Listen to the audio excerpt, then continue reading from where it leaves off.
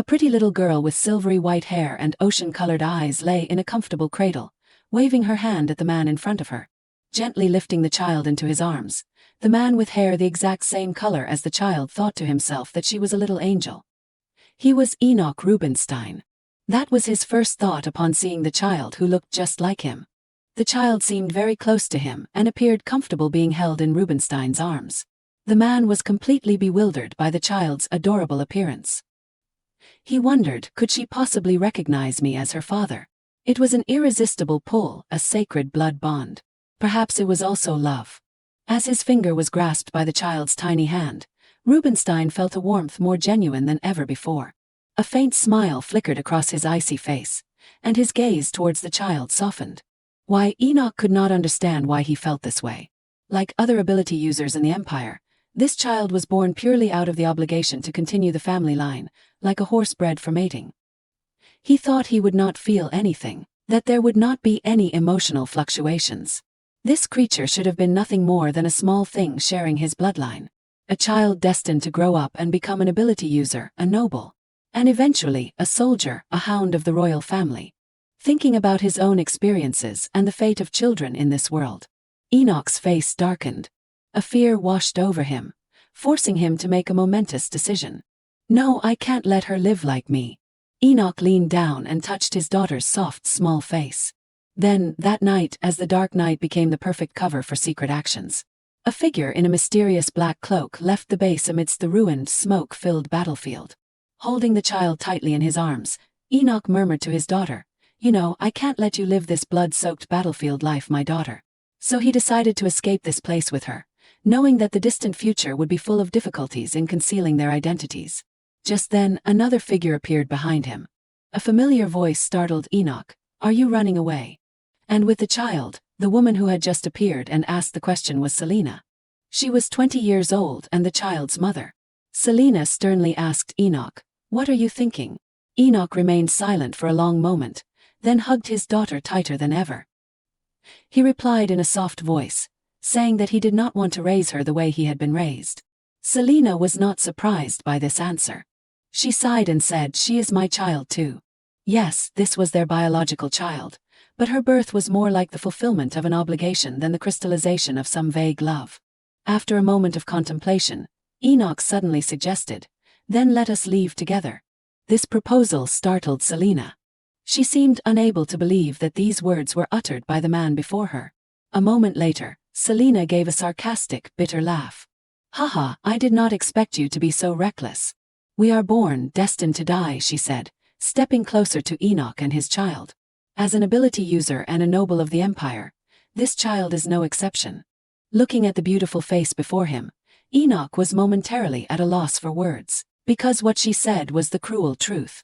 Meanwhile, Selena's voice continued, "Even so, I understand how you feel. Having a daughter really makes us think differently." Thinking that Selena had come to stop him, Enoch gritted his teeth, determined not to give up. But Selena's next words shocked him. She turned away and said, "Go." He stared at her back in astonishment, not expecting Selena to compromise and let them leave. A myriad of emotions in Enoch's heart turned into one last sentence before saying goodbye. "I plan to head to Xenon, but I am not sure if we will stay there permanently." From a barely perceptible angle, a gentle, sad expression appeared on Selena's icy face. She whispered, "All right, good luck." And so, on that day, the Empire's only swordsman, Enoch Rubinstein, completely disappeared. That was the story from 7 years ago. 7 years later, time had easily erased everything and caused the name Enoch Rubinstein to gradually sink into oblivion. In a small, pretty house in a peaceful countryside, a man with jet black hair entered the room and gently called, "Good morning, my princess. It is time to wake up." A pretty little girl with silvery white hair lying in bed raised her hand to rub her eyes and whined, "5 more minutes." Her coquettish appearance was incredibly adorable, but she was eventually woken up by her father.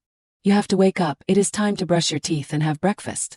The one wearing a cute jetty fruit-patterned apron, holding kitchen utensils in his hands, was James Brown, the super domestic dad.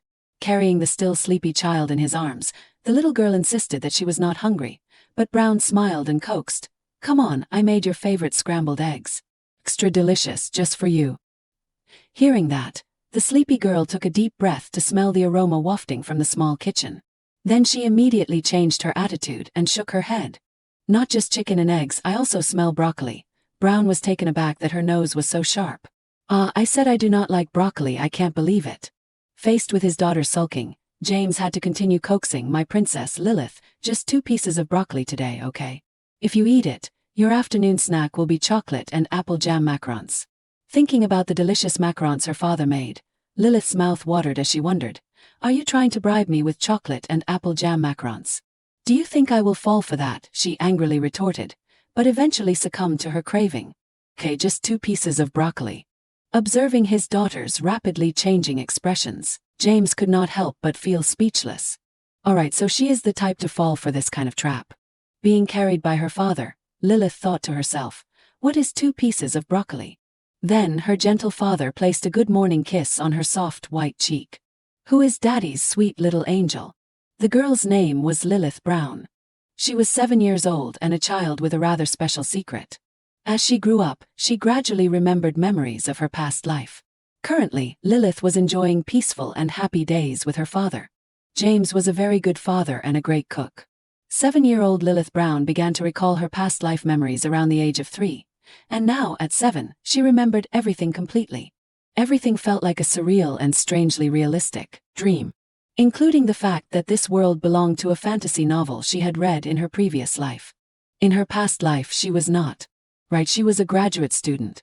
Why would not a graduate student be human? To be honest, that life was not suitable for humans. So, at the blooming age of 25, Lilith died from overwork, staying up all night writing her thesis. Her thesis title was, A Study of the Nature of Social Reform Employed in Speculative Fiction and Fantasy Novels, The Dose Rebellion. She had been so stressed about that thesis that she was even reborn into the world of the novel. Before all her past life memories returned, Lilith was no different from an ordinary child. Even now, after remembering everything, her previous life remained blurry unless she deliberately tried to recall it. Subconsciously, Lilith found herself completely integrated into her current life. So, even though she could think like an adult, her childish dislike for broccoli remained unchanged. While she was still grumpy about the 2 pieces of broccoli, James brushed her hair and asked, what hairstyle do you want today, bunny ears or princess style? Lilith sighed, Dad, should I tie my hair myself? A ponytail will do. After styling her hair, James put his hand on her shoulder and said softly, all right, princess. I need to go to the market today, so please go play at the neighbor's house. I will tell Susan. Hearing this, Lilith asked, why can't I go with you? James shook his head and stood up. Not for now. There are scary soldiers wandering around out there recently. Hearing his explanation, Lilith became even more curious because such things had nothing to do with a child like her, a child who did not have any abilities, not even a tiny bit like manipulating shards of glass.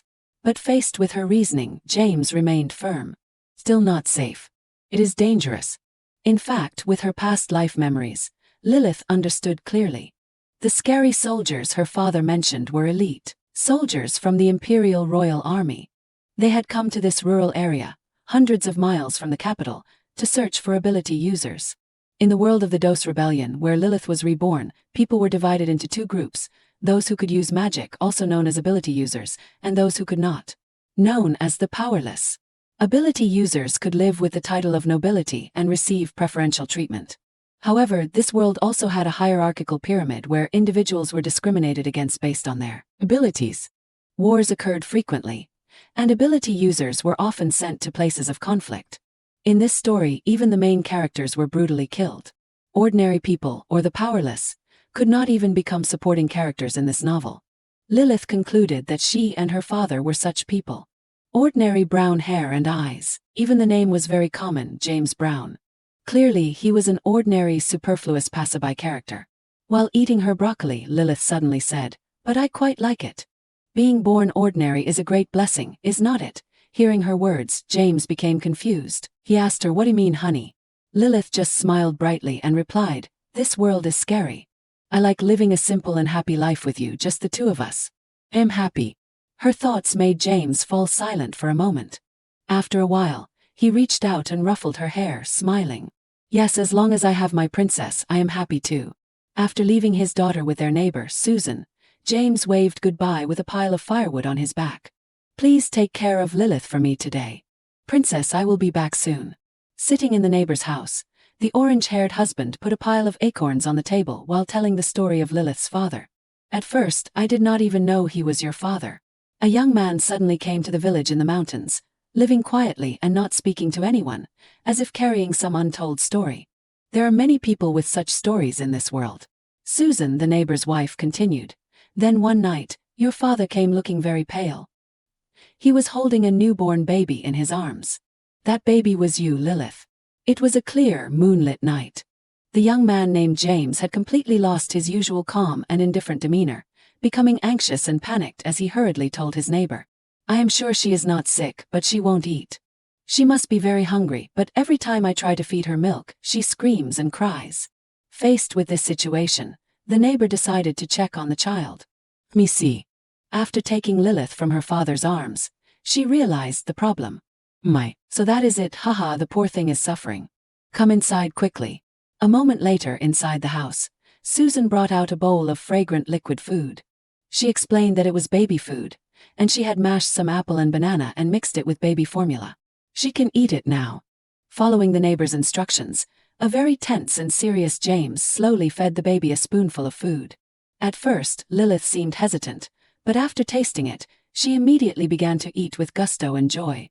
It was not a big deal. Even though she was over 5 months old, she had only been drinking pre-mixed milk. Perhaps because she was tired of it, she had endured her hunger and expressed it in her way. The neighbor laughed heartily and continued after that. He became very kind. Every time my husband and I appeared from afar, he would run out to greet us. He often gives us a lot of chopped firewood. He must have been very confused because it was his first time raising a baby, so after that day, he always asked and learned more about everything he needed help with. Hearing these stories about her father through the neighbor, Lilith could not help but exclaim. He became a house husband just like that. Suddenly, the neighbor laughed, looking at the cards in his hand. Haha, I won this time, kiddo. Checkmate, haha, he said, placing his cards on the table and then happily gathering all the acorns.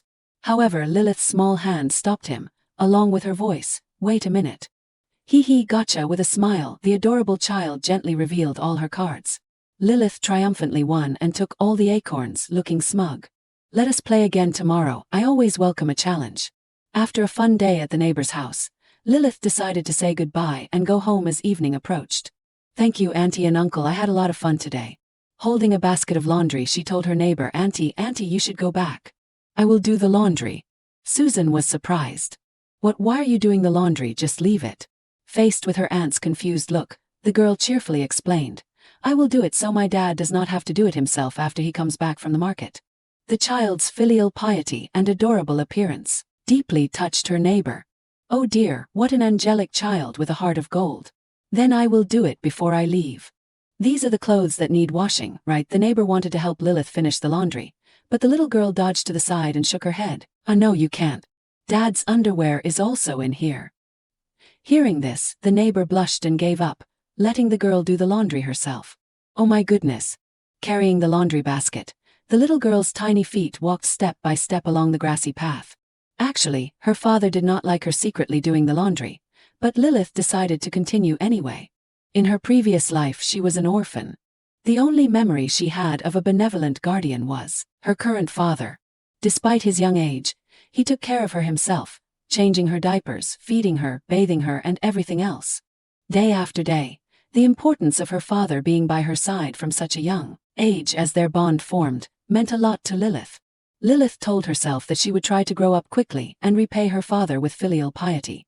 Dipping the clothes into the cool stream, Lilith sighed softly. The life of an ordinary person is so peaceful. I wish every day could be like this. However, in this world, a powerless person like her was not even considered human. Life is a bit poor, but compared to my past life, nothing can compare to this. When a better world is established, I will simply enjoy a good life from then on. Reincarnation is wonderful. While the little girl was lost in thought and finishing the laundry, the sudden sound of hooves from behind startled her. Horseshoes in the village. Turning around, Lilith saw countless figures on horseback approaching. They looked at her coldly, casting shadows over her small face. The surrounding air became strangely oppressive and silent. On the clothing of the horsemen, Lilith saw an imperial insignia, recognizing them as the imperial army. A blue cloak, are they the Dos Holy Knights of the Empire? As she stared in bewilderment, the man leading the horsemen glanced down at her. He had vibrant purple eyes and jet black hair. Suddenly, he gave an order that stunned Lilith, "Seize her." "It is the Dos Holy Knights of the Empire." The knight looked at her once more, then ordered his subordinates to capture her. Lilith was completely shocked and bewildered by their actions. Despite her attempts to resist, her small body was no match for them. The knights used a glowing stick to lightly touch her, causing Lilith to feel a sharp pain and cry out, "Ah, it hurts." Seeing this, the knight muttered a report, "She is an ability user.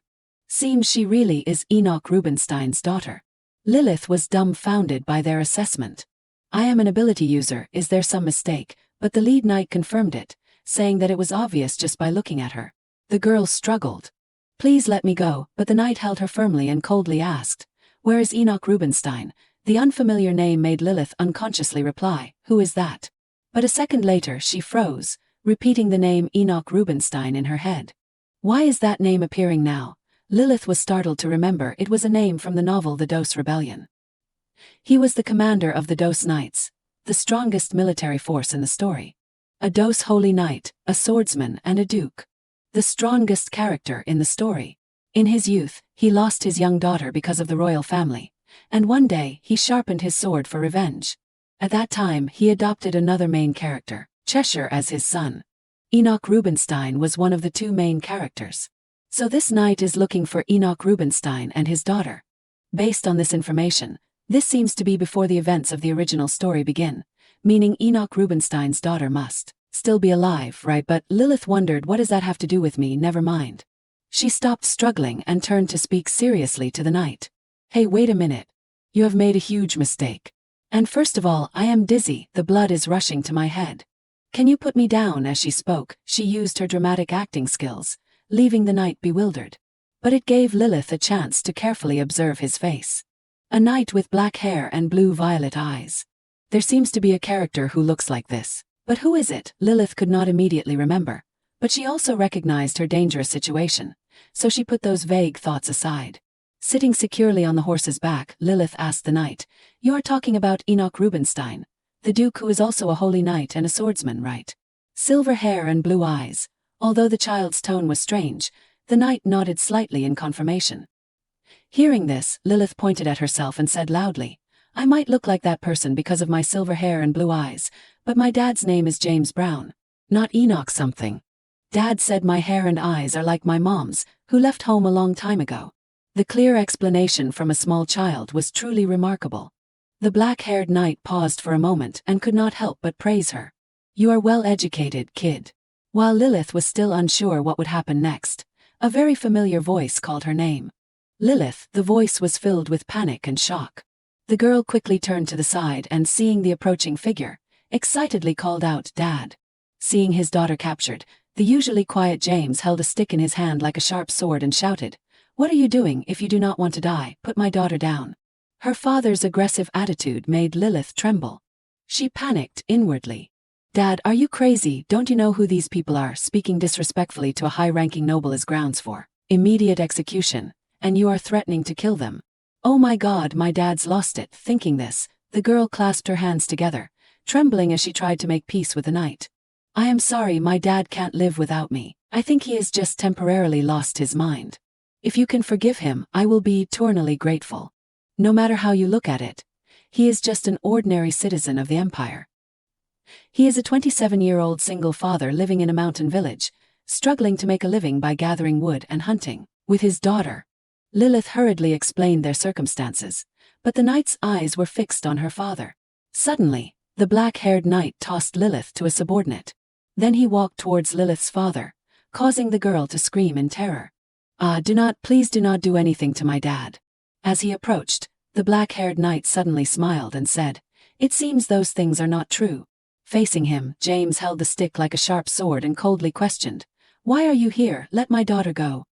Hearing this, the knight replied seriously, "Enoch Rubinstein, the Emperor requests your immediate return to the force and the fulfillment of your duties." Lilith continued to try to explain, completely bewildered by the situation. No, I told you my dad's name is not Enoch something." But despite her cries, the black-haired knight continued to speak words that made James freeze. "It has been 7 years. Isn't it time to stop this? You know better than anyone. According to Pavilion military law, deserters are executed immediately. Until their whereabouts are confirmed, they are considered fugitives and classified as Class 1 criminals. However, the wise emperor has respected your past contributions and your abilities. Despite violating military law, no arrest warrant has been issued against you. Your title and assets have not been confiscated either."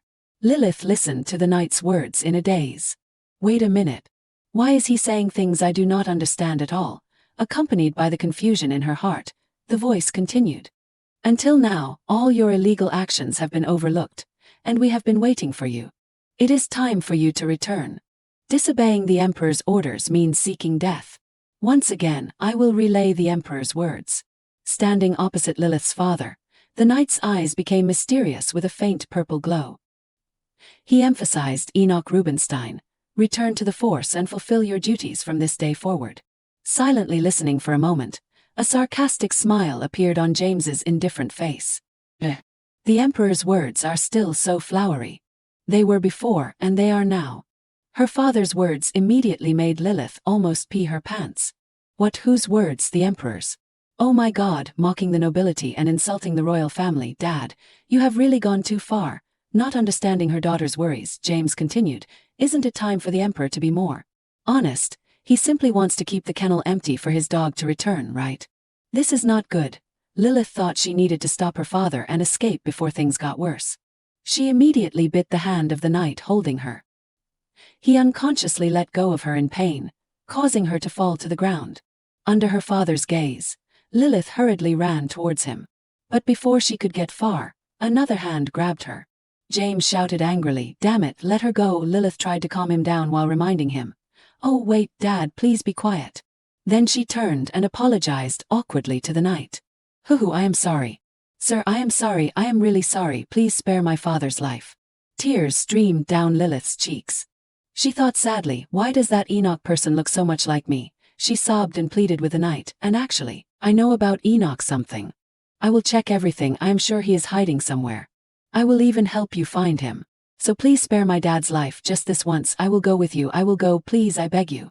At this moment, as if sensing something, the knight's face suddenly changed. He held Lilith and quickly turned around, looking towards her father, James. Instinctively, Lilith also looked at her father in a daze. But more surprised than ever, strange energy continuously emanated from his body. Lilith asked herself in a daze, "What is that?" Her eyes widened in shock as she saw her father's appearance gradually changing. Light enveloped his body, and his dark brown hair gradually turned silvery white. In an instant, he transformed into a stunningly handsome man with silvery white hair and deep blue eyes. Lilith's heart seemed to stop beating as she witnessed this scene. "The 27-year-old single father living in the mountain village, who raised me alone. James, is that really him? The 27-year-old single father living in the mountain village, who raised me alone, James. Could that really be him?" The black-haired knight once again handed Lilith to a guard behind him and instructed, "Ensure the child's safety. Step back and wait for me." It was the same knight who had been carrying out the orders. This man only seriously carried out his duties under the command of the black-haired knight. Before Lilith could react or think much, an immense energy exploded in front of her. The intense power and those sword strikes easily pushed the black-haired knight back. Enoch Rubinstein's cold voice rang out, "Disobey and die." He must think that is a funny joke. "And how do you plan to control me?" As Enoch spoke, he brandished the old weapon in his hand, creating sharp sword trails. The black-cloaked knight could only struggle to defend himself. At this point, Enoch Rubinstein roared, "How dare you touch my daughter?" His overwhelming aura and powerful killing intent made the black-cloaked knight grit his teeth and endure. There was even a small wound on his face caused by the previous sword energy. At this critical juncture, the knight holding Lilith put his sword to her neck and threatened, "Stop right there, Enoch Rubinstein. Surrender peacefully and come with us. Then your daughter's life will be spared." Seeing this, Enoch stopped attacking in alarm and anxiety. He called out to his daughter, then looked at the knights with disgust. "You are using my child to threaten me. The holy knights are truly laughable. Hearing this, the black-haired knight slowly bent down to pick up his sword and said, "We are merely carrying out the Emperor's orders. His Majesty has commanded that Enoch Rubinstein be brought back, at all costs." Hearing that familiar name again, Enoch coldly shook his head. "I have abandoned that name, and I have no intention of living under the royal family. Tell that to your master." The black-haired knight's face darkened, and he growled, "I am not giving you a choice. This is an order." His sharp sword moved closer to Enoch's neck. The anger and frustration in Enoch's heart ignited and exploded. Energy surged through his arm. However, it was all stopped by the knight's threat from behind. "If you want your daughter safe, stop now." The chaotic situation and oppressive atmosphere infuriated Lilith. She yelled, "All right, wait a minute. To summarize the situation, my father, whom I thought was an insignificant character, is actually the hidden main character, Enoch Rubinstein. Well, then I am part of his story. In other words, according to the original story, he lost his daughter because of the royal family and then plotted revenge against them. And in this world, he is taking care of that daughter. Is this real?" Everything was clear now. Since she already knew the plot, Lilith had only one choice. Under everyone's doubtful gazes, she suddenly looked up, smiled, and clapped her hands. "Of course, if it is the Emperor's order, we should obey.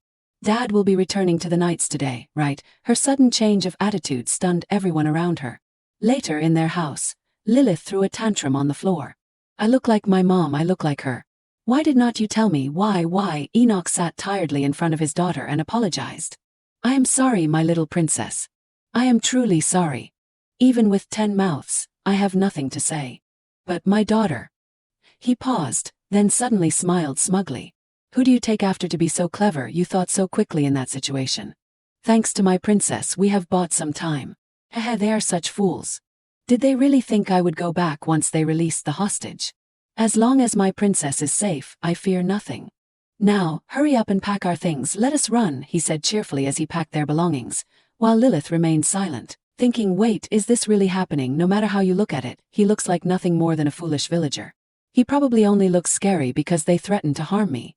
With that thought, Lilith said she wanted to talk to her father.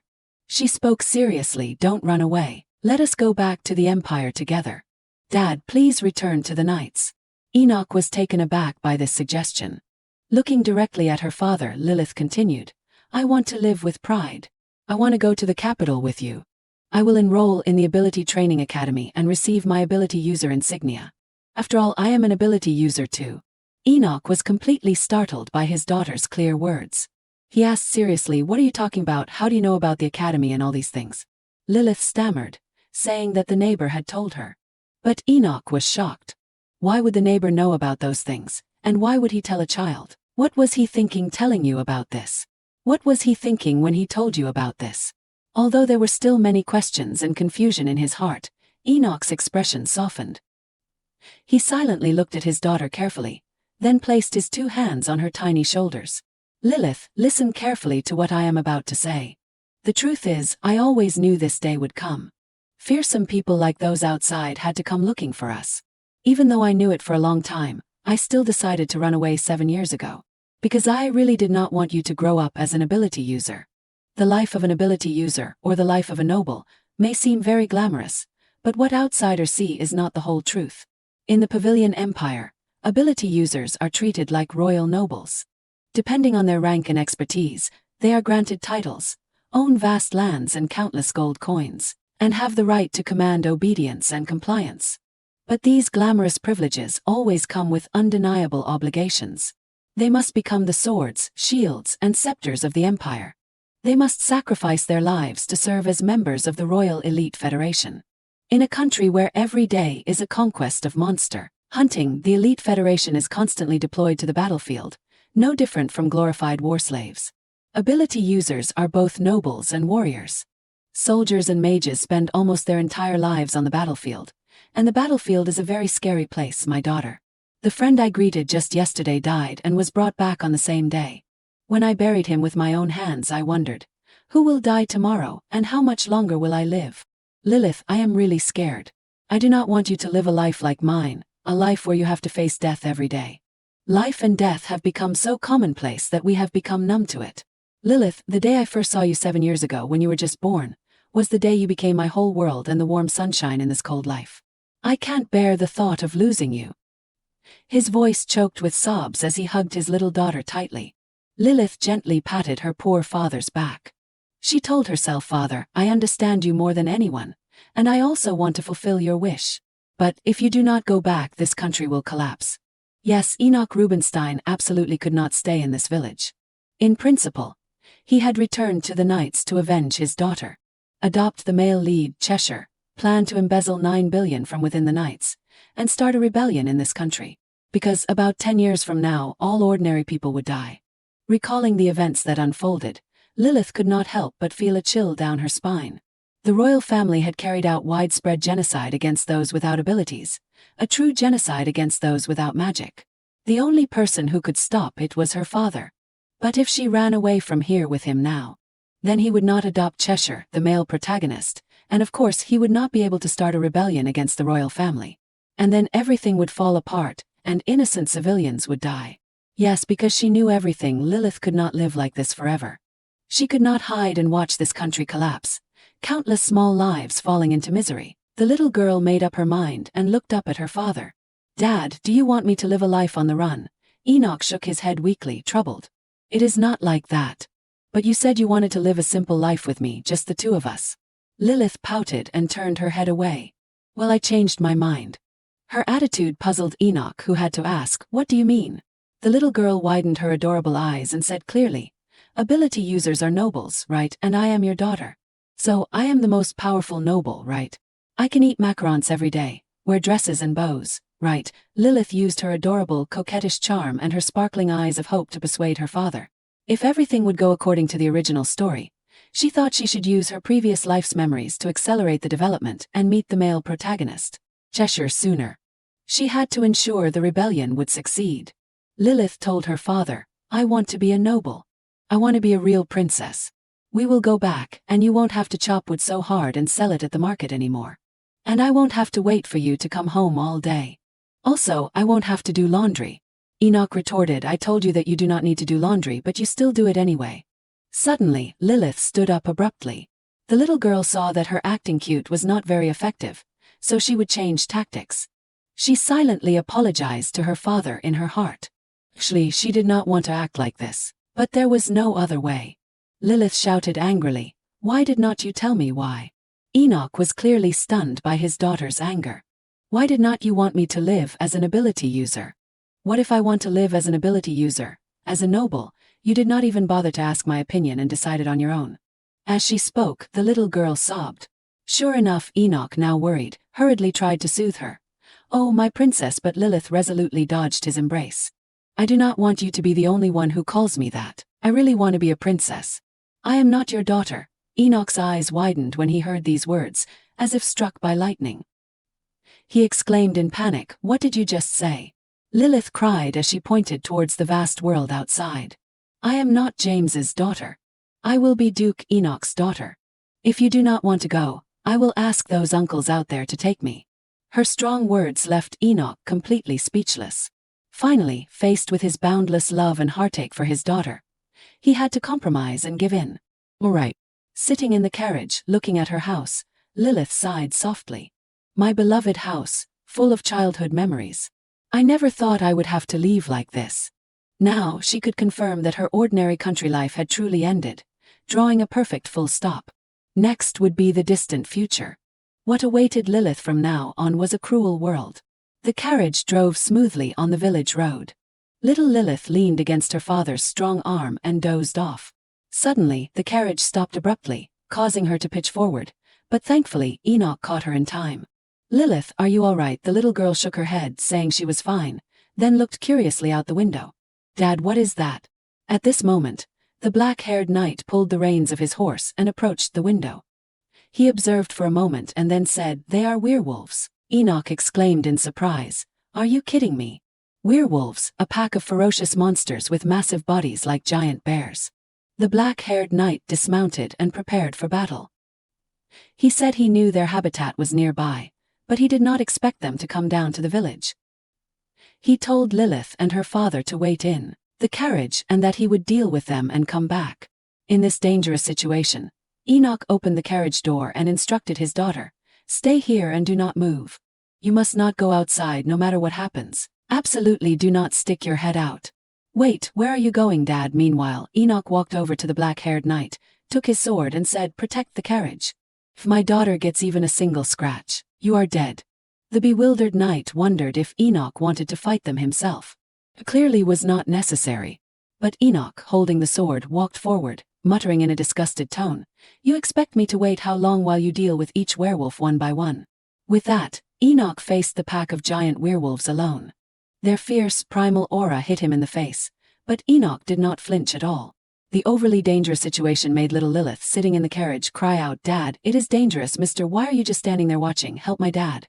Contrary to the little girl's worried appearance, the black-haired knight remained extremely calm, saying that Enoch could handle it himself. Lilith could not comprehend the weight of these words. There was no time for her to think because her father had already entered battle mode. His hands were covered in his magical energy, extending along the blade as he swung it at the werewolf monsters. The powerful, ferocious werewolves standing before Enoch were no different from rabbits, easily slaughtered. Blood splattered everywhere. The werewolves posed absolutely no pressure or danger to Enoch. What was this? The power of the world's strongest. The difference between reading the story and witnessing it in reality was indeed too great. A noble family that only produced top-tier ability users, the foundation of the aristocracy, the Empire's only swordsman, the silver wolf on the battlefield, the undefeated warrior. That extraordinary existence was described about 5,000 times. The true power of the male lead. While the little girl was still bewildered and surprised by her father's strength, the two men argued about why he was asked to guard the carriage but only stood and watched. Lilith wondered if this title upgrade was not too much.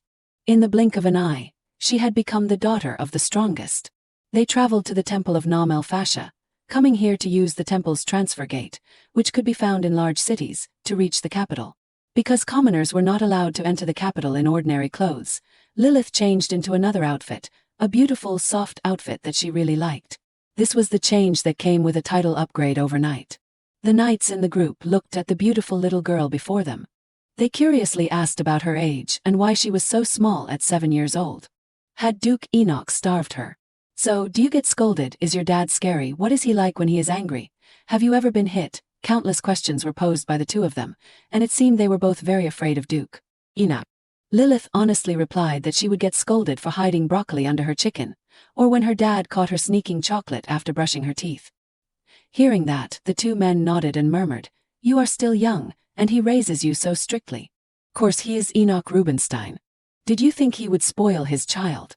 And both were astonished when Lilith said she had never been hit by her father. "No, sir. I have never been hit or yelled at." "But, uncles, is my dad really that scary?" Asked about this, the two knights immediately shuddered dramatically. "You know Duke Enoch. He can tear a bear apart with his bare hands." As he spoke, the knight reenacted the terrifying scene. Lilith gasped when she heard these words. "Tear a bear apart with his bare hands," the knight continued. "He is cold." "But how cold? He used to be someone very difficult to approach." "But was not he quite close to the commander?" the knight asked, then turned to look at the commander with black hair. Following everyone's gaze, Lilith saw the knight standing before the transfer gate, and at this moment, she remembered him. No wonder she felt his appearance was so familiar at first. Xian Libra, Mosdok's rank. 7 years ago, he had taken the commander's position after Lilith's father disappeared. He would be her father's closest comrade and companion in the future rebellion. As expected, he was a major character in the original story. So that person was Axion. Indeed, with such a handsome face, there was no way he could be a supporting character. While Lilith recalled the details of the story, the two knights were still chatting with each other. Wasn't Duke Enoch about to kill the commander just now? Yeah, if anything had happened, it definitely would have been murder. Just then, the door behind the little girl opened. Her father had arrived. Lilith immediately ran towards him with joy and excitement, while the two knights stood up straight, not daring to say another word. Looking at her father in his knight's attire, his appearance and demeanor were completely different from the farmer he was before. Lilith was astonished by her father's appearance at this moment. Even if she had not read the novel, she would have immediately known that her father was the main character upon seeing this look of his. Facing his daughter's stunned gaze, the Duke also bent down slightly to look at his daughter in her new outfit. He lifted her up and admired her, then exclaimed in surprise, "An angel? No, this can't be happening. You are an angel. That is the true identity of my princess." Seeing her father start talking nonsense again, Lilith blushed with embarrassment. "Dad, you are doing it again." The Duke hugged his daughter, nuzzled his cheek against hers, and shed tears. "My daughter looks like this, while I am always just wearing messy clothes." Watching the interaction between father and daughter, the two knights, who were originally very afraid of Duke Enoch, were now completely stunned by his besotted appearance. Unable to bear the cheesiness any longer, Axion said coldly, "Isn't this a bit too much? Don't waste any more time. Let us go quickly." Duke Enoch, hearing this, carried his daughter and followed, pouting slightly as he said, "Sweetheart, give me a kiss." They stepped into the magical vortex of the transfer gate. In an instant after stepping out, the scenery completely changed. They had arrived directly at the temple in the capital, thousands of miles away. Lilith looked around in awe at the beautiful and luxurious surroundings. In front of her, several people in formal attire approached with smiles. "Duke Enoch, you really came back." Enoch greeted them softly. "It has been a while, Your Highness." The man with silver-white hair clasped his hands and bowed before Enoch and his daughter. "May the blessings of Primera be with you." Seeing Duke Enoch carrying his daughter away, the group of people asked awkwardly, Duke Enoch, are you going straight home? Shouldn't we also hold a welcoming ceremony? We prepared after receiving the news that you would return." Hearing this, Enoch stopped and glanced back. He said, "The royal family will hold a welcoming ceremony, right? If so, I will see you there. Today's journey was very long, so I am worried that my daughter is tired." The streets of the capital widened Lilith's eyes because there were more people here than she imagined. Lilith bid farewell to the knights, while Axion repeatedly reminded Duke Enoch to go straight home and not wander around. Enoch waved his hand impatiently, signaling him to leave quickly and stop clinging to him. He had come all the way to the capital, yet he was still nagging. Strolling down the street, Enoch asked worriedly, "Princess, are you sure you do not want to take a carriage? It takes 15 minutes to walk home. Do you need me to carry you?" The little girl shook her head and continued walking. "If you always carry me, I will forget how to walk. I can walk, and I also want to see the capital." Duke Enoch had to give in to his daughter's wishes but still instructed, "But if your feet hurt, tell me right away." Lilith smiled and nodded at her father, then glanced at the road ahead. She thought to herself, "All right, now I need to focus." The protagonist no longer needed to think about avenging his daughter. Enoch Rubinstein. Lilith realized that she had made a big mistake by missing the opportunity for the story to begin. To fix it, she needed to follow the original plot from now on, at any cost. And the first thing she needed to do was. On the street, wherever the father and daughter went, countless commoners bowed their heads to the ground to salute. "Greetings, Sir Knight. May the glory and blessings of Primera be with you." All commoners, without exception, knelt and bowed so much that the Duke felt disgusted and annoyed. This scene made Lilith somewhat uncomfortable. She knew this would happen, but it was too much. What kind of country was this where people had to kneel when greeting others? It completely stripped away a person's dignity and self-respect.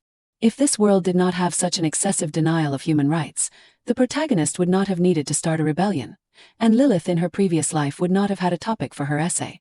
So the first thing she needed to do was find the other protagonist, Cheshire, and ensure that he met her father. Her father could not start a rebellion in this rotten empire on his own. He needed Cheshire's help. Cheshire Rubinstein, dose rank, swordsman of the Mage Knights. In the story he was one of the strongest along with Enoch Rubinstein in the top tier. But there was a problem with the current situation. Initially, Cheshire was an illegitimate child of a nobleman, living a bullied life, but he happened to catch Enoch Rubinstein's attention and was adopted. What exactly was that coincidental event? Their first encounter was not mentioned in the book, so Lilith did not know how they met. And since his daughter was alive, it was highly likely that her father would not pay attention to Cheshire. Therefore, she needed to orchestrate their meeting. But this was like searching for a needle in a haystack. How could she find someone in such a vast capital when she did not even know what he looked like? Lilith sighed as she walked down the street with her father. Then she saw her father looking towards a dark alley and curiously followed his gaze. What is over there?" The Duke shook his head and replied softly, "It is nothing, nothing. Seems like a brawl. Anyway, the security forces are patrolling, so we do not need to worry. Let us go, my princess." Hearing this, Lilith became excited. She asked, if there is a fight, should not we stop them to maintain order? The Duke sighed and confirmed that was true, but he did not want his princess to be in danger. Faced with her father's attitude, Lilith tried to persuade him, don't worry, Dad, and let us just go, okay? You are very strong, so it will be fine, right? Having no choice. The Duke agreed to his daughter's decision. Then the two of them entered the alley. When she clearly saw the scene inside, Lilith gasped. She wondered, were not they just kids? The Duke asked loudly, what are you two doing? The children, seeing someone appear, turned around in surprise. The child being beaten was a boy with bright red eyes. Lilith yelled angrily, you brats. Seeing a knight standing before them, the two children knelt down in fear and saluted. Greetings, sir. May glory and blessings be upon Primera. Duke Enoch waved his hand slightly and asked, what is going on here? A child with light brown hair replied nervously, we apologize for the noise. That commoner brat did not greet me, so I. Hearing his explanation, Lilith became even angrier and questioned, you hit someone because they did not greet you, and you are just a child. But faced with her questioning, the boy across from her innocently replied, because I am an Octava. Octava was the 4th rank out of the 6 ranks among ability users. Lilith continued to ask, you think you can hit someone like that just because you are an ability user? The question made the two children look at each other again. Judging by their expressions, they naturally thought that being able to hit those with a lower rank than them was a matter of course. At this moment, Duke Enoch spoke up, stopping the children's conversation. Stop causing trouble and leave quickly. The two children startled and stood at attention, about to salute again, but the Duke waved his hand impatiently. Just go. Watching the backs of the two boys running like they were being chased by ghosts, Lilith once again confirmed that a rebellion was truly necessary. But she did not say it out loud, instead muttering sarcastically, life in the Empire is so wonderful. Hearing this, the Duke sat down and patted her shoulder, wanting to explain to his daughter. My little princess, you know. But before she could hear her father's words, the little girl remembered something she almost forgot. She then walked towards the boy who had been beaten in the corner and asked, are you okay?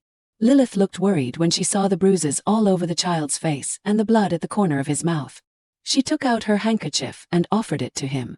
Here, wipe the blood off first. But unexpectedly, faced with her kindness, the boy swatted Lilith's hand away. Seeing his guarded look, Lilith said apologetically, I am sorry. I am sorry for suddenly touching you. I will leave the handkerchief here. As she spoke, she placed the handkerchief with a cute bunny design on the boy's leg.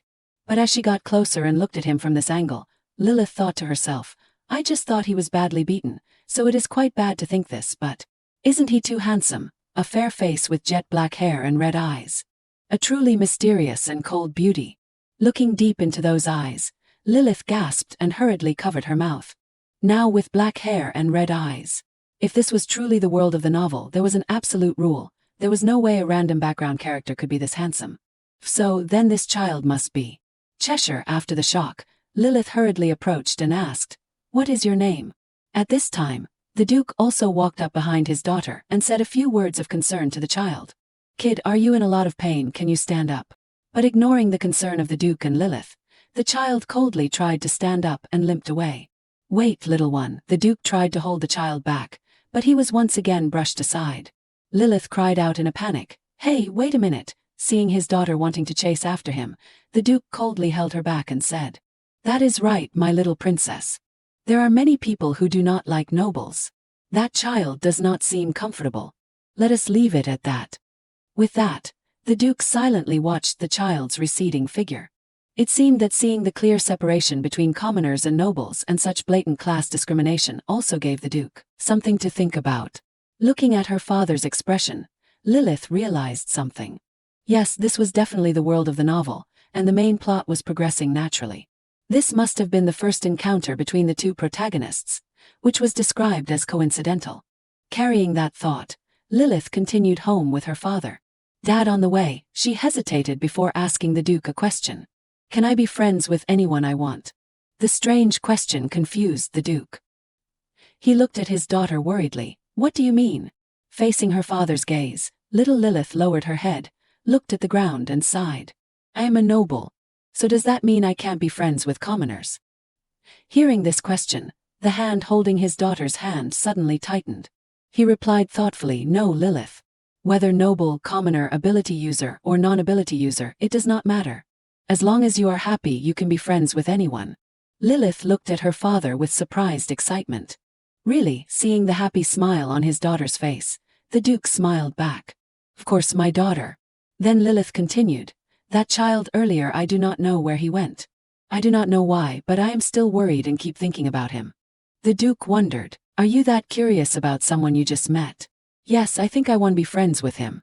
Can you help me find him? I am curious if his wounds have been treated, and I want to talk to him. After listening to his daughter's request, the Duke was stunned for a moment. Then he suddenly scratched his head and burst out laughing. Haha, I have given birth to an angel. How kind your heart is. Held in her father's affectionate embrace, Lilith insisted, you will help me find him, won't you, Dad? The Duke nodded, hugging his daughter. Yes, all right. Course we should. Have I ever said no to you, my little princess? The answer made Lilith happily hug the Duke. You are the best, Dad, thank you. Her small hand grasped the hem of Enoch's knight's coat.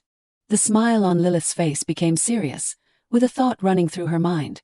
If the original story is still unfolding, Cheshire should be at Marquis Onyx's house right now. Lilith knew where he was. Wait for me, Cheshire. I will find you as soon as possible. That evening at Marquis Onyx's mansion, a voice questioned, Jonathan, have you lost your mind? What were you going to do if you threw that child away? It was Marquis Onyx scolding his eldest son. The boy, Jonathan, shouted back angrily. I can't stand that brat being in this house. These words further enraged Marquis Onyx. Shut up, what do you want me to do if we carelessly throw him away? What will happen if he is caught in a random ability user inspection? Onyx rubbed his head in frustration. If they discover he is an ability user, they will have to investigate his lineage. It is only a matter of time before they find out he carries my blood. If that happens, I won't just be the father of an illegitimate child, but also the one who threw him away like trash. Jonathan could not understand his father's worries. He angrily asked, if you did not want to chase him away, then why did not you announce the existence of that bastard child to the world? Marquis Onyx said that was why they had to lock him up and raise him in secret. This only confused Jonathan further. Because we could just kill him without anyone knowing. Jonathan could not accept breathing the same air as him. Hearing his son's heartless words, Marquis Onyx was stunned. Then he turned and left the room, not forgetting to warn, don't try anything similar. I won't interfere in any other matters. Jonathan watched his father's back with frustration, then glanced at the frail boy behind him with hateful eyes. He approached, grabbed the boy by the collar and raised his fist. You filthy brat. Facing the fist that could strike his face at any moment, the pitiful Cheshire boy had no intention of resisting and simply closed his eyes, bracing for the impact. In that moment he saw his movements slowing down. Cheshire's consciousness became hazy with bewildered questions. Did a small person like him really have power because he was the child of someone with abilities? But he was so tired. He just wanted it all to end soon. In the pitch-black room, no different from an isolated cell, Cheshire's painful coughs echoed after enduring another senseless beating. His tired body, covered in wounds, lay on the cold floor. Cheshire told himself that dying would be much easier. But was he too afraid of death? With aching hands, he took a clean, beautiful handkerchief from his pocket. He recalled the scene that afternoon when he had accidentally encountered the beautiful girl in the alley. She had given him a handkerchief and wanted to help him wipe the blood from his face. Cheshire looked at the handkerchief and wondered, that noble girl's handkerchief, why did I take it? I just want to die. Arriving in front of their house with her father, Lilith's expression showed how shocked she was. Oh my God, it is so big. What stood before her was not a house but a castle. A luxurious and magnificent mansion with a vast and endless garden. Seeing her father about to ring the doorbell, Lilith hurriedly stopped him. Dad, wait a minute. Her whole body trembled as she stammered. I need to prepare myself mentally. Seeing this, the Duke laughed. Haha, there is nothing to worry about, my little princess. Seeing her father's relaxed expression, Lilith could not help but wonder, aren't you worried after all? It has been 7 years since you last saw your family. They entered the mansion. Before their eyes, countless people rushed towards them. Young master. The excited calls of the butler and the servants in the castle echoed. Young master has really returned. Seeing familiar faces, a faint smile appeared on Enoch's usually cold face. Hello, Rem. It has been a while, has not it? At that moment, Butler Rem also noticed the beautiful little girl beside the young master. Oh my goodness heavens, is this the young master's daughter? Oh, I can't believe it. Standing before the crowd, Lilith calmly and politely lifted her skirt and curtsied. Hello. My name is Lilith. The child's mature demeanor and adorable appearance moved the butler to tears. It is a pleasure to meet you, Lilith. My name is Remina. Please call me Rem. Not only was the butler delighted by the little girl, but the surrounding maids were quickly captivated by her cuteness. Oh my, the young miss is like an angel. She looks just like the young master. How adorable. Seeing everyone captivated by his princess daughter, Duke Enoch reluctantly spoke up to remind everyone. Are you planning to stand outside forever? Hearing this, the butler startled. Oh my, where are my manners? I apologize, young master and Miss Lilith. In my 50 years of life, I have never experienced such a touching moment. Enoch chuckled and led his daughter inside. Don't overdo it. As they walked, the butler continued to chat. We heard that the Holy Knights received a royal order to bring you back, young master. But truthfully, none of us, not even the master, had much hope. Hearing this, Enoch chuckled and exclaimed, I am sure he will be shocked to see me. But Lilith, walking beside him, could not laugh along with her father. Because her father's father, her grandfather, whenever he appeared, his presence was always overwhelming. Nordic Rubinstein. He was a true nobleman like Lilith's father. He possessed a dose-rank ability. When she read about him, his pride seemed to manifest right before her eyes. In the original story, he was incredibly kind to Cheshire, pretending not to care but secretly arranging everything from the shadows. Lilith also secretly hoped that he would be equally kind to her, but it seemed like too much to ask. At this moment, the butler mentioned that Lady Ordia was also here. Enoch asked in surprise, my sister. Yes, Lady Ordia believed that you would return, young master, so she has been staying with the young masters for the past 2 weeks. Another character appeared, confusing Lilith. She knew her father had an older sister, but that sister was never mentioned in the story, so this was the first time Lilith had heard that name. Oh my god, this is really happening. No matter how worried she was, she still had to face his family. The butler led the way, opening the door and inviting the father and daughter in. I will inform the kitchen to prepare a feast, the grandest feast ever. How exciting. The door slowly opened, and the soft light inside the mansion shone directly on Lilith's face. It was the luxurious, splendid light from the beautiful chandeliers. Every corner of the room seemed to be gilded, sparkling, causing Lilith to once again gasp in surprise. Is this a palace? Is that real gold? It must be real gold, right? Not gold plating, but things in the castle actually made of gold. Seeing his daughter's stunned and bewildered look, the Duke asked worriedly, what is wrong? But Lilith shook her head awkwardly. She marveled that her poor father, James, not only hid his powers but also his wealth. Dad, is not it a bit too confident to go straight upstairs like this? Lilith felt extremely anxious. Save me, oh my god. Seeing her father abruptly open the study door, Lilith wanted to stop him, but it was too late. She froze, looking inside the room with her father. At the desk sat a cold, middle-aged man and a beautiful young woman standing next to him. Seeing who had just opened the door, the beautiful girl exclaimed in surprise, Oh my god, Enoch. Enoch smiled and said, I am back, father. Meanwhile, Lilith silently observed her grandfather and had to admit that his presence was truly intimidating. How terrifying this feeling was. Grandfather Nordic slowly rose from his chair. Then he walked coldly in front of Enoch. His face looked frightening as he spoke each word you. But before he could say anything, Enoch playfully interrupted, Father, you have aged quite a bit compared to before. This is so heartbreaking, oh my.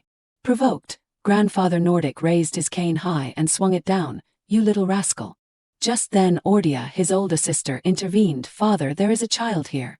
The scene before her made Lilith tremble as she clutched her father's coat. Grandfather Nordic glanced down at the little girl and asked, Is that your daughter? Duke Enoch, seeing this, protectively held his daughter and replied irritably, What do you mean, is that? She is my princess.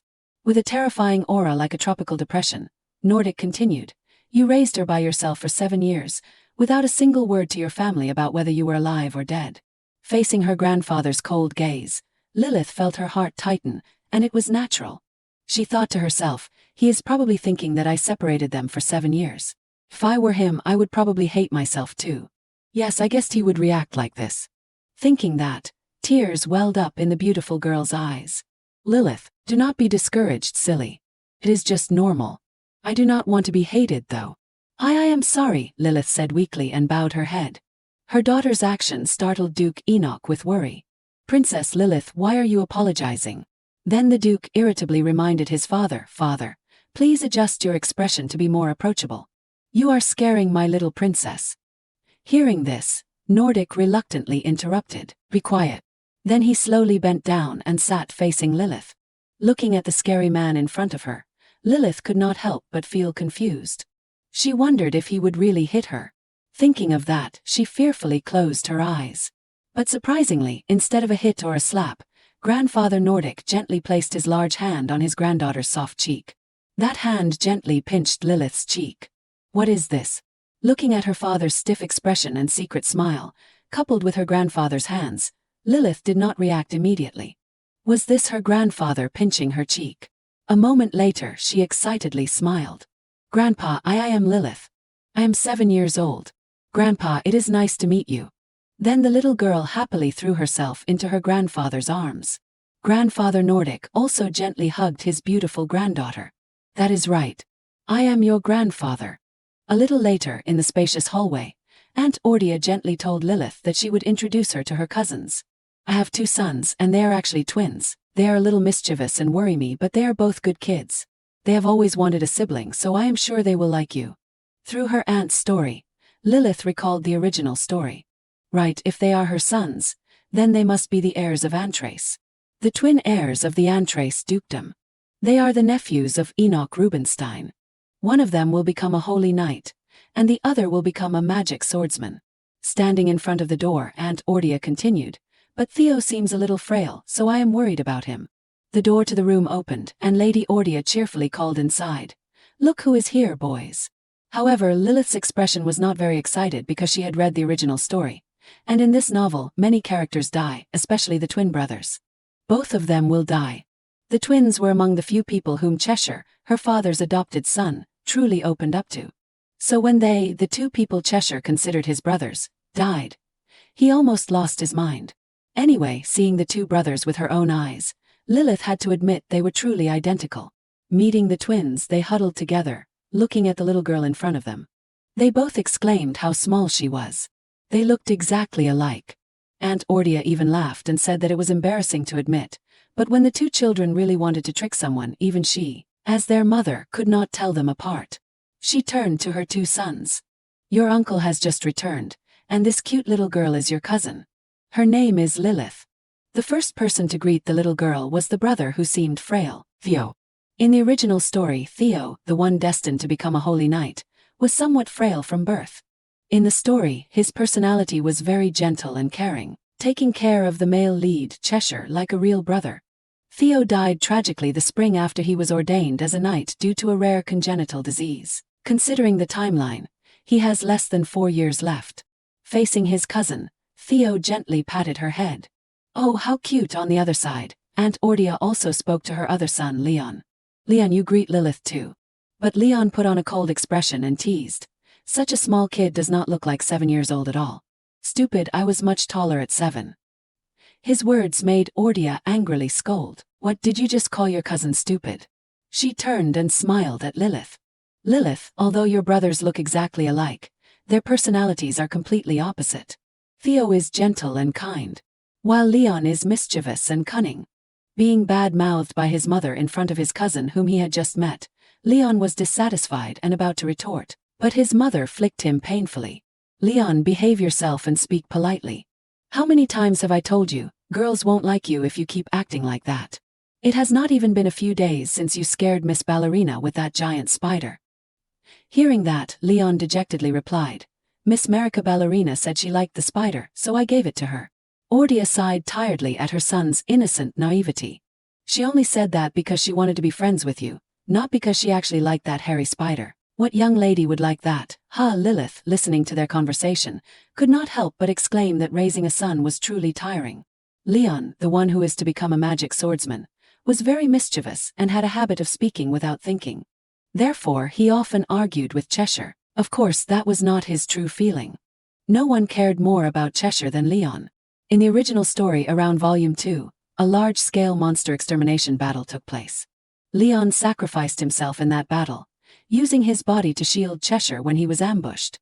That passage was written so movingly that even now, remembering it, Lilith teared up. That moment made Leon both a hero and a pitiful figure.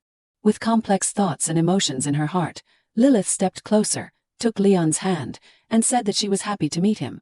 "Let us have fun playing together. We can go catch spiders together like you wanted." I also like big spiders." Lilith truly wanted to get closer to him. But she spoke for a while without Leon responding. Suddenly, Leon's eyes became thoughtful, and he reached out and pinched Lilith's cheek. It seemed that because he did not control his strength well, the pinch was a bit too hard, causing Lilith to cry out, "Ah." "Don't do that, Leon," Ordia exclaimed in alarm, while Theo also hurriedly reminded his brother. "Hey Leon, why did you pinch her cheek so hard?" Only then did Leon flinch and quickly let go of his hand. But the little girl's soft, white cheeks were already red. Tears like pearls rolled down her beautiful face. The pinch just now was painful, but Lilith did not intend to cry like this. Why were tears falling? Why did he pinch her right when she was moved by remembering Leon's tragic end in the original story? Leon fumbled, not knowing how to explain, while Theo stepped closer to comfort his cousin. "Oh dear, it must have hurt a lot." "Lilith, do not cry." As for Leon, he mumbled dejectedly, "I just thought you were cute." Ordia stepped closer and angrily reprimanded her son. Quickly apologized to her. Leon had to awkwardly apologize to his newly met cousin. Seeing his appearance, Lilith thought to herself, "He looks so pitiful." She smiled and wiped her tears. "No brother, I am fine. It does not hurt at all. I am sorry for suddenly crying like that. But next time please pinch my cheek more gently." Lilith's adorable smile and sweet voice made Leon stunned. For a moment, his face could be seen blushing. Turning his head away shyly, Leon replied, "Yeah, sure."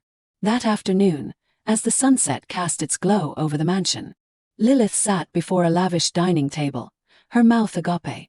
"Oh my goodness, this is so luxurious." Countless delicious dishes were beautifully presented, and there were also many fruits for dessert, just like a royal feast. "Is everything ready?" Everyone sat at the dining table and was attentively served by the servants. "Please enjoy your meal, miss and young masters." Aunt Ordia smiled and told Lilith to eat a lot. The little girl looked at the dining table in front of her. There were so many utensils, and Lilith did not know where to start. What should she do? Well, for now, just follow Leon sitting next to me. At that moment, her grandfather also arrived at the dining table and sat down in his place. Seeing him come alone, Ordia wondered, "What about Enoch?" Nordic replied. "Enoch said he will join us right after putting his things away. Let us eat first." His presence made the dining table quiet. So this is an aristocratic meal. The many rituals and rules made Lilith so worried that she could not even taste the food. Suddenly, he called Leon's name, startling the boy. "I heard that you caused trouble." Seeing her father ask, Ordia explained the whole story in place of her son. "Father, Leon has apologized to Miss Ballerina. I also felt bad, so I wanted to have tea with Countess Ballerina before we left." Earlier they were talking about something about a giant spider, but now it seems like it was a bigger deal than I anticipated. Grandfather continued, "I have heard many stories about your mother causing trouble, but then I hear you are also causing chaos. I should probably tell you this. You also bear the Robin name. You are 12 years old now, so understand the weight of that name. Always carefully consider your actions to avoid trouble." Listening to his grandfather's reminders, coupled with Nordic's overwhelming aura, a mischievous child like Leon could only softly respond, without daring to utter a word. "Behave properly and do not do anything reckless. Maintain a demeanor worthy of being an example to others. I hope that from now on, I won't hear of any further issues that tarnish the family's honor."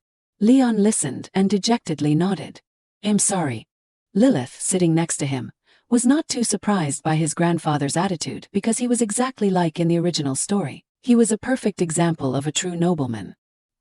He adhered to laws and rules as if his life depended on them, and he extremely disliked anything undignified. Because of this, Lilith felt like crying. Very timely, she cried without tears as she looked at the steak in front of her. Having never learned anything about noble etiquette, Lilith wondered what she should eat the steak with. Lilith painfully realized that she had never learned about noble etiquette. She wondered what to do. Maybe if she cheated a little, there would be a chance. Leon, sitting next to her, saw that his cousin had not eaten anything, so he asked with concern, "Why are not you eating anything?" Theo spoke up, "Lilith, are you full already?" Facing the two of them, Lilith could only awkwardly shake her head. "No, that is not it." Their conversation quickly caught Aunt Ordia's attention. She also asked with concern what was wrong with Lilith. And in the blink of an eye, the little girl became the spotlight of the entire dining room. "Oh my, why did things turn out like this? How should I answer? Should I admit that I really do not know table manners? Would that be better? Both my grandfather and aunt know that I have never used these kinds of utensils, but they have probably been very worried about my father." Lilith thought uneasily. If they witness my clumsiness, will they feel worse? Why has not father arrived yet? The two brothers sitting on either side saw their cousin not saying a word, and they looked at each other and nodded as if understanding something. Just then, Duke Enoch opened the door and entered. "Sorry, I am late." Seeing her father, Lilith immediately regained her spirits, cheering inwardly. "Father's here, James Brown, my savior." Catching his daughter's pleading eyes, the Duke immediately understood the problem. "Ah, Lilith, let us eat together." But at that moment, Aunt Ordia suddenly exclaimed, "Oh my God, Leon!" Lilith was startled and turned to look at her cousin. "What is wrong? What happened?" She saw Leon rudely picking up the steak on his plate and biting into it.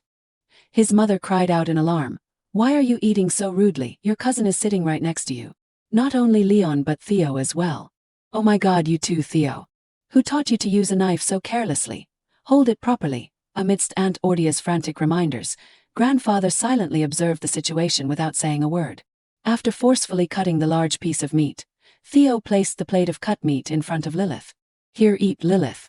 Seeing the cut meat in front of her, Lilith's eyes sparkled with emotion. "Oh my, these two children. How thoughtful. They are such good older brothers." Aunt Ordia still did not understand and kept nagging the two children, saying why they were behaving like that, as if they wanted to be scolded. Meanwhile, Duke Enoch breathed a sigh of relief and chuckled softly. Ordia looked worriedly at her father. "Father, I am sorry. I should have taught them," but before she could finish, he shook his head and said, "Enough. Let us eat." Seeing that, everyone had to drop the previous topic and eat together. Little Lilith put a piece of steak into her mouth. The tender, melt-in-your-mouth meat was incredibly delicious. It felt like her whole body was radiating with vitality. "This is so blissful." Sitting opposite her, the Duke smiled happily seeing his daughter eating so deliciously. Grandfather also took a moment to care for his granddaughter. "Is it good?" Lilith hurriedly nodded. "Yes, Grandpa, it is very delicious." Grandfather pondered and then continued, "Good, then eat a lot." After dinner, night quickly fell over the mansion. Lilith was led by her father into her own room. Arriving here, Lilith exclaimed wow once again, and this was who knows how many times she had said that today. "Do you like it, my daughter?" Of course she loved the room. "Oh, look at this bed. How soft and comfortable." Duke Enoch lay down next to her and called her name. "Hey, little princess. The boy we met in the alley earlier. Do you remember?" Seeing her father mention this, Lilith seriously nodded. "That is Cheshire," she said to herself. Facing his daughter, the Duke seriously promised, "I have to go find that boy right away. I will locate him soon. And when I find where he lives, let us go ask if he needs help." "Thank you, father, but there is no need to rush." Lilith happily nodded. In fact, she had just thought about it. It was a bit unfortunate, but for the time being, no matter what her father did, it would be difficult to find Cheshire. They had met by chance just now, but such a thing would not happen a second time. According to the original story, Duke Enoch and Cheshire would not meet again for another 2 years.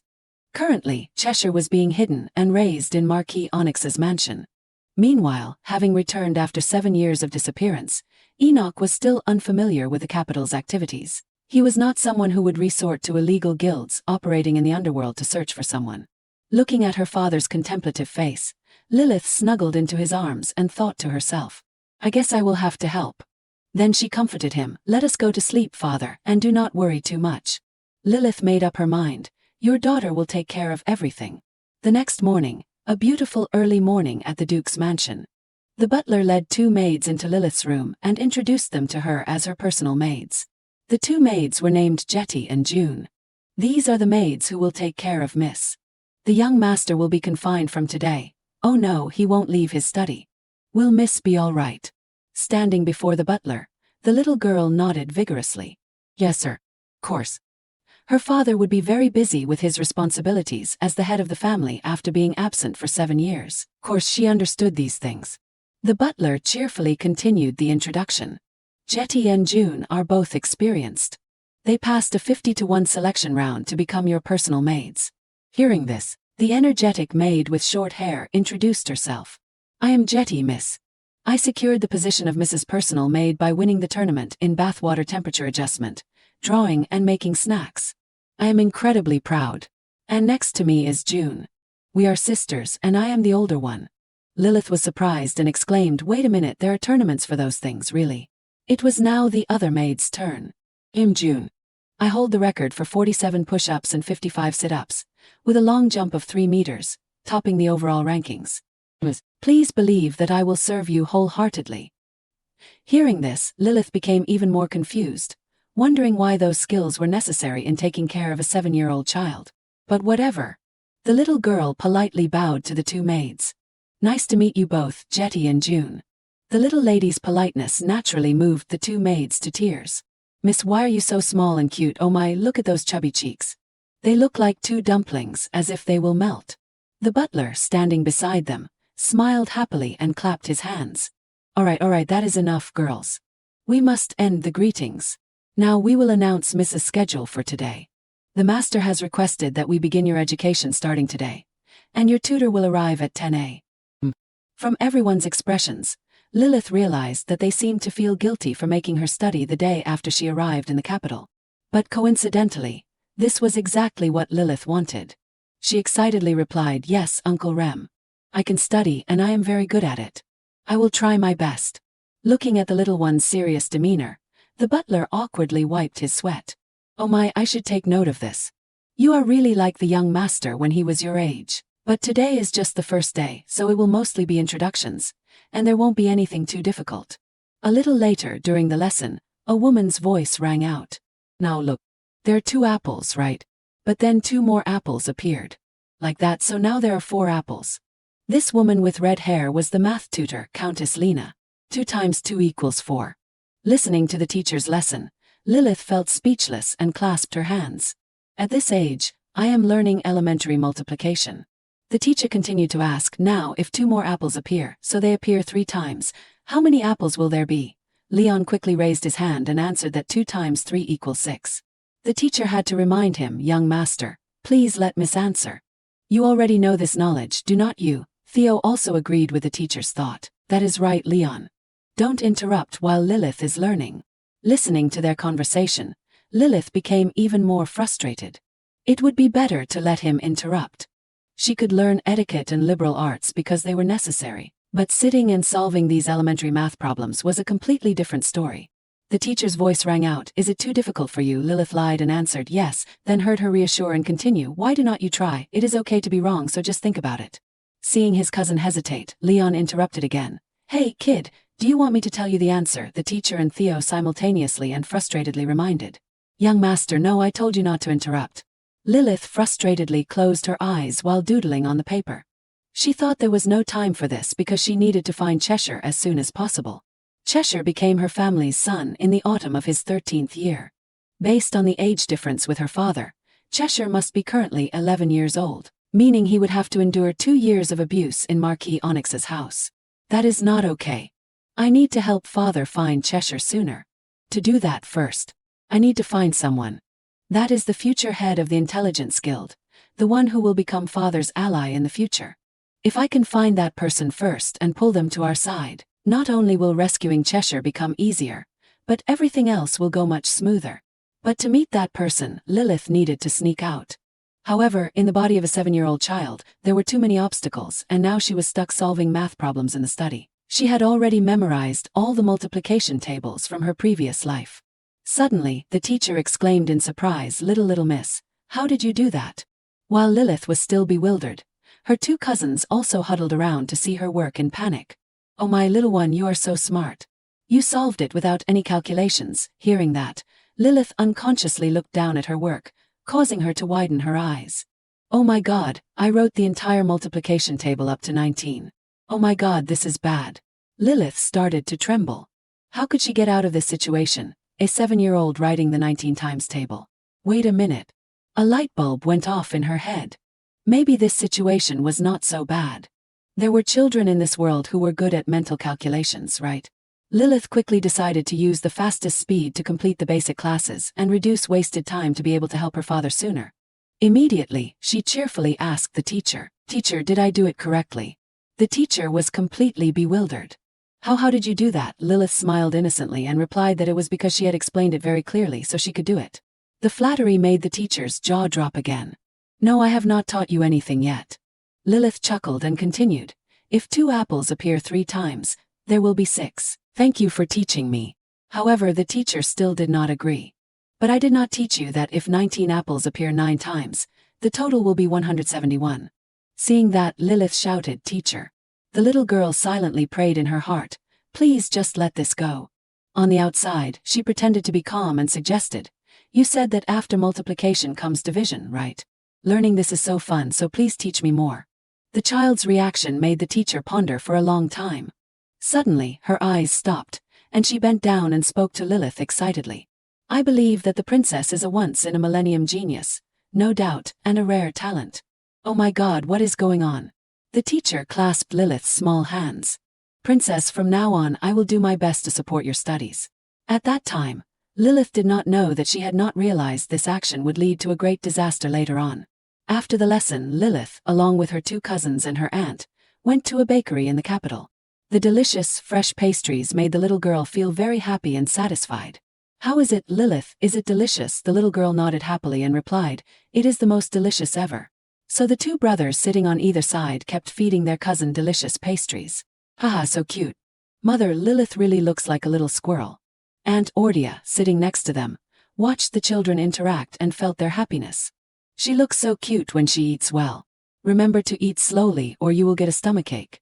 Lilith obediently nodded and thought to herself, to be able to eat such expensive macarons, this is heaven. Just then, Aunt Ordia suddenly stood up and looked out the window, where a carriage had just stopped. "Oh, is that Countess Ballerina? Oh, Marika is here too." Hearing the name Marika, Leon immediately panicked. "What, Miss Marika?" Then he hid behind his adorable cousin, making Lilith confused. "What is wrong, brother? Why are you hiding like that? I can't hear anything." Leon helplessly hugged his cousin and whined, "Really, it is so annoying." Seeing that, Theo, sitting next to them, helplessly explained that Leon did not like Marika very much. A few days ago, when she came to visit, Leon tried to scare her with a giant spider. Then Marika got hurt, so mother scolded him. Hearing this, Lilith realized that Marika was the victim of the giant spider incident. From the doorway, a beautiful young lady in a green dress with shiny hair walked in cheerfully, calling Leon's name. But when she saw Leon tightly hugging another little girl, Marika's footsteps stopped. Her face darkened as she asked each word, "What is going on, Leon? Who is this girl?" Marika's completely changed attitude made Lilith shudder, wondering why did the atmosphere suddenly become like a love battle. "Who is this girl?" Marika angrily asked, while Leon coldly replied, "Why do you care?" Her cousin's attitude scared Lilith, and she screamed inwardly, "Oh my God. Why did you say it like that? This is not a romantic scene between a middle-aged couple." At this time, Ordia approached and asked, "Marika, how's your forehead? Is it much better?" Marika smiled brightly and replied, pointing at Lilith, "Yes, madam. I am much better." "But who is this girl?" Ordia smiled and replied, "She is Leon's cousin." Immediately, Marika became surprised. "What? Oh right, Duke Rubinstein is probably on his way here. Is it true that his grace has returned?" Ordia confirmed, "Yes, just yesterday." Hearing this, Marika breathed a sigh of relief. "You should have told me sooner, madam." Then she tossed Leon aside and rushed over to Lilith. "Nice to meet you. Are you the Duke's daughter? You look just like an angel. You startled me. I almost got jealous of you. I am Marika Ballerina, 12 years old." The older girl's quick change of face made Lilith feel a bit amused, but she gently introduced herself. "I am Lilith Rubinstein, 7 years old. You are so beautiful, like a princess." Marika blushed at the compliment. "Thank you, Lilith. And one more thing, I have sworn to spend my life with Leon." Ignoring Leon's helpless protests, "Are you crazy? Who decided that?" Marika smiled and patted Lilith's shoulder. "We will be family, so you can call me big sister. Let us talk casually and get close, okay?" Observing her cousin's helpless expression, Lilith also felt that this was truly surreal. Unexpectedly, she saw Leon as a suitable partner, not Theo. Does Marika like that kind of bad boy? That evening, at the Duke's mansion, Enoch flung open the door and entered the room, calling his daughter's name my princess. Being hugged tightly, Lilith could not help but remind him, "Father, really?" The door almost fell off. "Have you had dinner yet?" Hearing that, the Duke let go of his daughter and replied, "What time is it now? I ate in my study earlier." Hearing his answer, Lilith smiled happily. "Good, because you did not skip a meal. I also went out and ate something delicious with Aunt and my brothers. We even went to the tailor to get my measurements, and order clothes, and bought me 10 outfits." Listening to his daughter talk about her day, the Duke laughed loudly and asked her if she liked it. Lilith, of course, loved it because her aunt even bought her a princess dress. When the two of them were lying on the bed before falling asleep, the Duke said, "Wait a minute. You studied all day today, right?" Lilith shook her head and replied that it was not all day, only until about 3 p.m. Duke Enoch's eyes softened as he looked at his child. "Sorry, my princess. I only intended for you to learn etiquette, but your grandfather made me add all sorts of things." Hearing these words, Lilith was surprised. "What are you talking about, father? Of course a person needs to learn everything and studying is fun." Enoch asked suspiciously. "Really?" Lilith repeatedly confirmed. "If you did not make me study, my intelligence would probably be only that of a chimpanzee." Although he said that, the Duke still felt guilty for letting his daughter study so much. A child should have more time to play than study. Understanding her father's worries, Lilith could only find ways to reassure his tender heart that she truly liked studying more than playing. "Really, father. If I find it too difficult or boring, I will tell you. But it is really fun and easy." Looking at the smile on his daughter's face, the Duke let go of the burden in his heart. "I understand. Actually, your math tutor said that you are a genius, but I already knew that." Hearing the sudden compliment, Lilith's eyes widened in excitement. Really, she felt a little embarrassed at being praised for solving an elementary school problem. But if her father liked it, then it was good.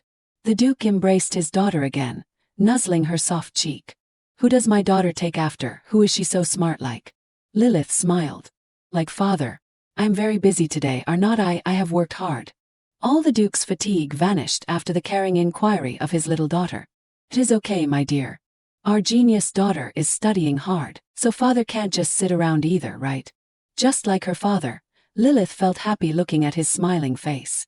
She did not feel too bad for making her father proud of her. This feeling was quite new but also wonderful. "Haha, a genius, it is fun being a genius, huh?" But a few days later, Lilith wanted to take back that thought. The little girl really wanted to take back her stupid actions. "Actually, I am not a genius." Oh my God, standing in front of the little girl was a new teacher. The little girl wanted to retract her words. "I am not a genius at all, oh my God." The reason for such despair was facing a male teacher. "It is an honor to meet you, young lady. I am Robert Quinn, a member of the Magic Talent Department. You can call me Robert, princess." Yes, sir," Lilith replied weakly, causing the Duke standing next to her to reassure her. "Don't worry too much, my daughter. Just answer this person's questions comfortably. If you do not know, just say you do not know." Speaking of which, the Duke could not help but recall the conversation with the math teacher last time. The math teacher had presented all of Lilith's perfect assignments and said that she was not qualified to teach the princess. Although it seemed a bit unbelievable, the teacher kept repeating that the princess was truly a genius, a true prodigy.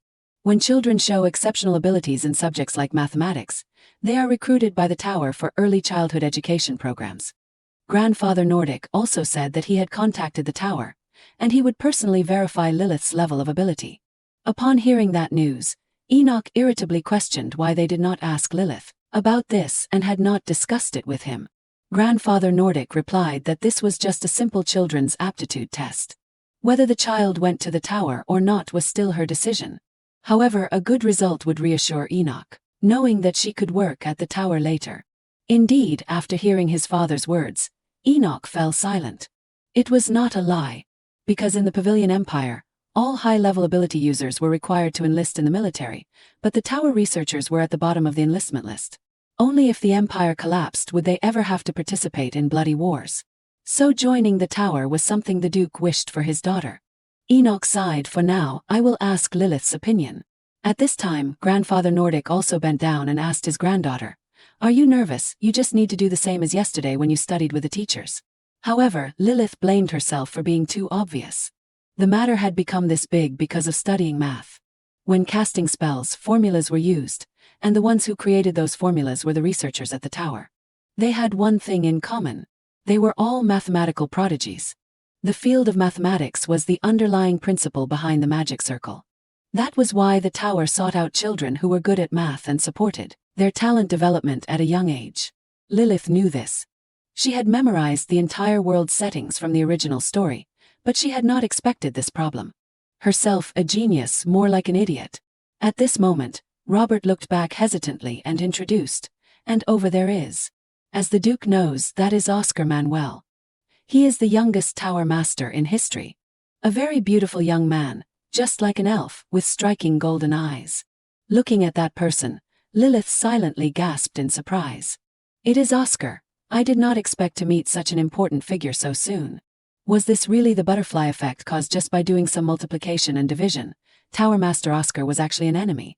When Enoch prepared for the rebellion and recruited high-level ability users, nobles and politicians sided with him.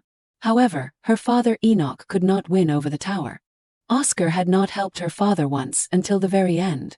If her father had been able to control the tower where this person played a crucial role, the rebellion might have taken place 3 years earlier. But then, did Oscar support the Empire? Not necessarily. Even though Lilith had read the entire original story, she still could not understand his motives. Lilith stared at the chalk in front of her, then held it in her hand, thinking, "I have decided. I will pretend to be a prodigy and establish a connection with the tower to win Oscar over to our side. Alright, having a goal feels a bit better." The little girl decided to solve the problem from today's lesson. A calculation with a fairly large number, but the little girl solved it quickly. The examiner, Robert, exclaimed in astonishment, "Wonderful!" Even Duke Enoch, witnessing it firsthand, was very surprised. "Oh, my daughter truly is a genius." But the tower master, Oscar, coldly interrupted, "Are you kidding me? Did I come here just to watch a child play with toys?" Robert, hearing that, hurriedly apologized. Facing him, Oscar's pale golden eyes became frightening as he repeated once more, "Ensure a thorough examination." Flustered, Robert immediately changed the problem on the board so that little Lilith could. Looking closely at this new problem, Lilith could not help but ask in silence, "What is this?" Internally, the little girl continuously complained, "Are you asking a 7-year-old to solve a linear equation?" Oscar stepped closer, cheerfully tilting his chin in provocation. "Try it." Lilith silently held the chalk, looking at the problem on the board. She had not intended to solve it, but this was crazy. This Oscar guy must be living in his own world, obsessed with being a genius. After a moment of hesitation, the little girl shook her head and said, "I do not know." This reaction surprised and puzzled Oscar. Robert stepped closer to comfort her. "You do not need to be sad, princess. Even the prodigies recruited by the tower can't solve this problem at just 7 years old." Both her grandfather and father picked her up and comforted her. "That is right, little princess. You did well. This problem is too difficult. Our princess is so smart. You did a good job, Lilith."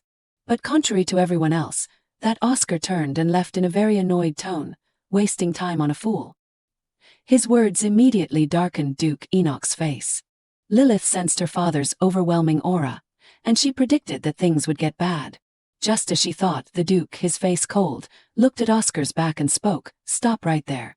Oscar, hearing that, calmly turned around to face the Duke and replied, "I said I just wasted my time on a fool." Duke Enoch was so angry that he laughed, then gritted his teeth and demanded, "Apologize to my daughter right now." Oscar calmly adjusted his cuff and pointed at his wristwatch. "You should apologize to me for wasting my precious time. You have wasted 1 hour and 37 minutes of mine." Enoch frowned in retort, "Who told you to come here? It is unnecessary for the tower master to come in person, and you came here on your own accord." Oscar shrugged provocatively, "I was just curious, since it is Enoch Rubinstein's daughter after all. But it seems that she is no different from other disappointing children. Everyone is just infatuated with number games." His words were extremely outrageous. Enoch, of course, was not convinced, and he said that even when he was 7 years old, he could not do what his daughter had just done. Who could solve that problem at her age? Unexpectedly, Oscar pointed to himself. "Me. I solved it correctly when I was 7. Ignoring him, Enoch repeatedly demanded, "Apologize." Oscar stubbornly kept replying, "I refuse." The rude and stubborn attitude made Enoch unable to bear the anger, and he roared, "Do you have any manners?" Seeing his son get angry, Nordic had to intervene to mediate. He looked at Oscar and spoke, "Tower Master, I was the one who contacted you regarding my granddaughter. It is a pity that she did not meet your expectations. Let us consider the matter closed, and let us end it here today." Although Nordic had humbled himself, that Oscar did not seem to stop. He continued to laugh scornfully. "Is that so? It seems like Nordic has gotten old. Where's the sharp judgment I used to respect?" It was unbelievable that he dared to be so disrespectful to Nordic. Duke Enoch flew into a rage and yelled, "Master of the tower." Standing aside, listening to their conversation, Lilith clutched her clothes to control her rising anger. Control yourself, control yourself. Don't show it, Lilith. Nothing good will come of it. Please. However, two conflicting thoughts appeared in the little girl's mind, held together by a thin thread of reason. Why should I hold back? Should I just let the person who insulted grandfather leave so easily? Oscar waved his hand. "We will welcome your return. Your daughter is just one of the mediocre ones in this field. Don't dream. Just focus on rebuilding the family you left behind for 7 years and pass it on to the next generation." Oscar's final words successfully snapped the single thread of reason in Lilith's mind. Did he really have to go that far? So the little girl stepped forward and said loudly, "I will solve it. Give me 5 more minutes. I will retake that test. And if I answer correctly, you will have to apologize to my grandfather and father for being rude." Faced with this request, Oscar smirked and nodded. "All right, please." Watching his daughter pick up the chalk once more, Duke Enoch anxiously advised, "My princess, you do not need to push yourself too hard." However, Lilith resolutely walked towards the board. Everyone around focused on the little girl's every move. Even Oscar was no exception. A moment later, when the last chalk mark stopped, astonishment was clearly visible on the faces of everyone standing there. Lilith finished her solution and turned to look at him. The 17-year-old Tower Master Oscar. Under the astonished gazes of everyone, the tiny 7-year-old had successfully solved the equation. A moment later, Oscar's voice rang out, "I have been completely defeated. I sincerely apologize for offending you too." He bowed his head earnestly before Enoch and Nordic. Lilith once again had to look directly at this young man because his attitude was too strange. He had been so rude just now, but now he was so serious. She had thought he would stomp his feet in anger until evening. But what is with the madness in his eyes? Oscar looked at Nordic and Enoch and suggested, "I have an educational proposal regarding your granddaughter." Sensing something ominous, Lilith shuddered. Just as she thought, he must be an X factor.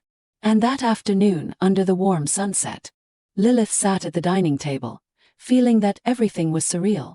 She wondered what she had done wrong because, afterward, Oscar had dinner with their family, and he offered to personally teach Lilith. Of course, because the opportunity presented itself, and Lilith wanted to recruit him, she had to agree to this.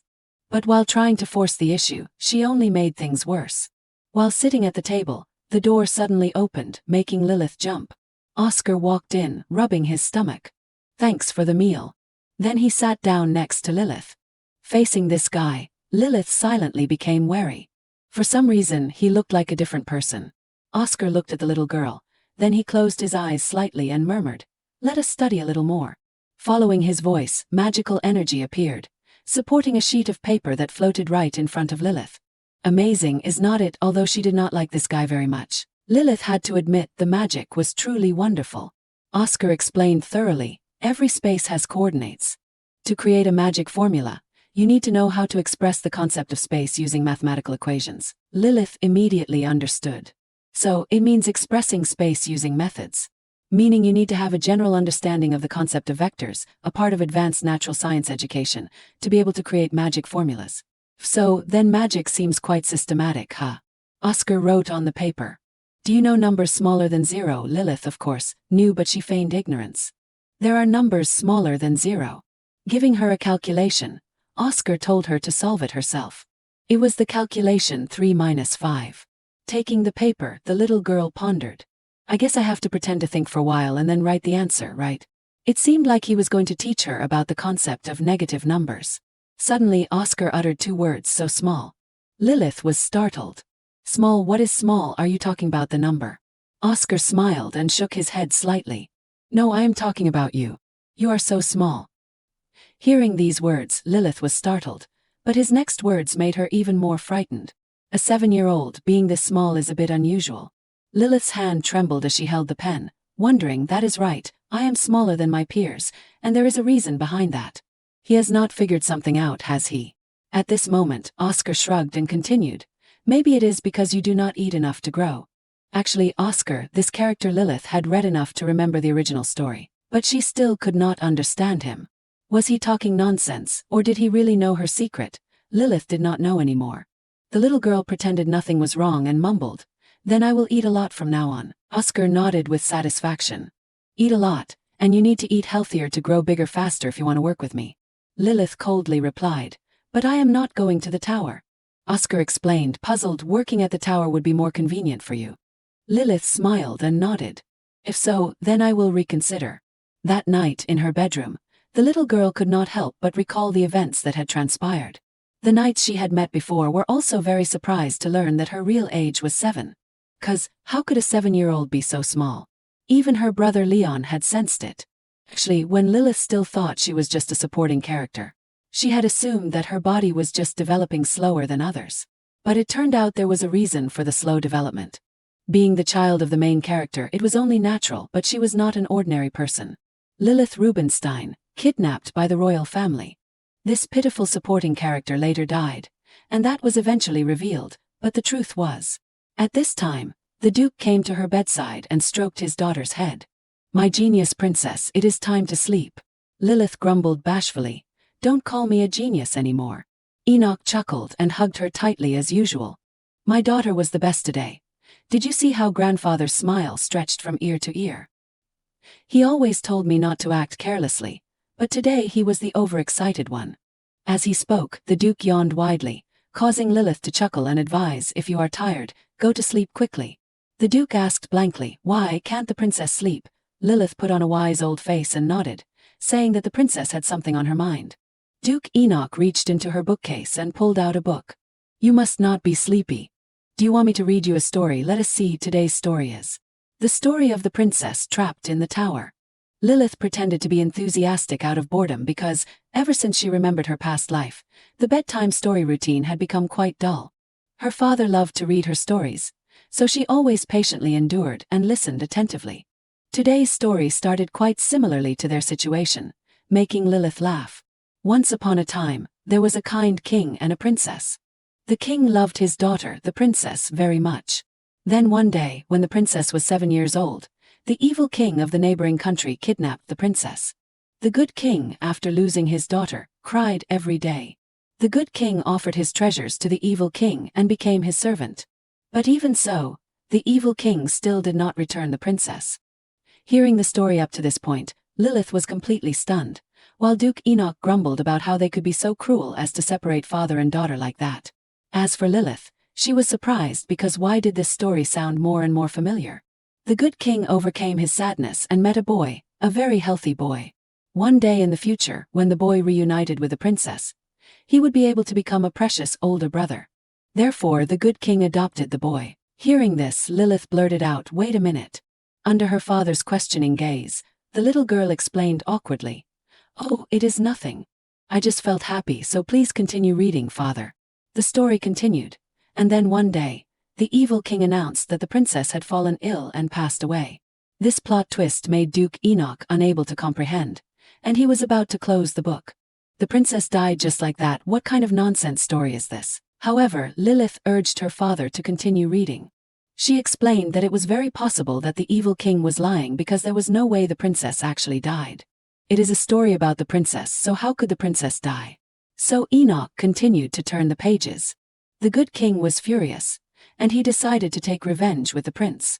The good king and the prince defeated all the bad guys from the evil kingdom, and finally, they captured the evil king and pointed their swords at him together.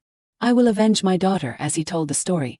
Duke Enoch acted out the motions just like in the story, causing Lilith to completely freeze. These scenes too. Those were scenes that Lilith was all too familiar with from reading the original story of this world.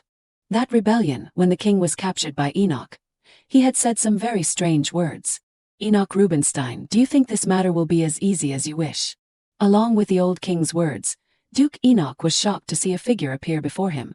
It was a girl with long, platinum blonde hair.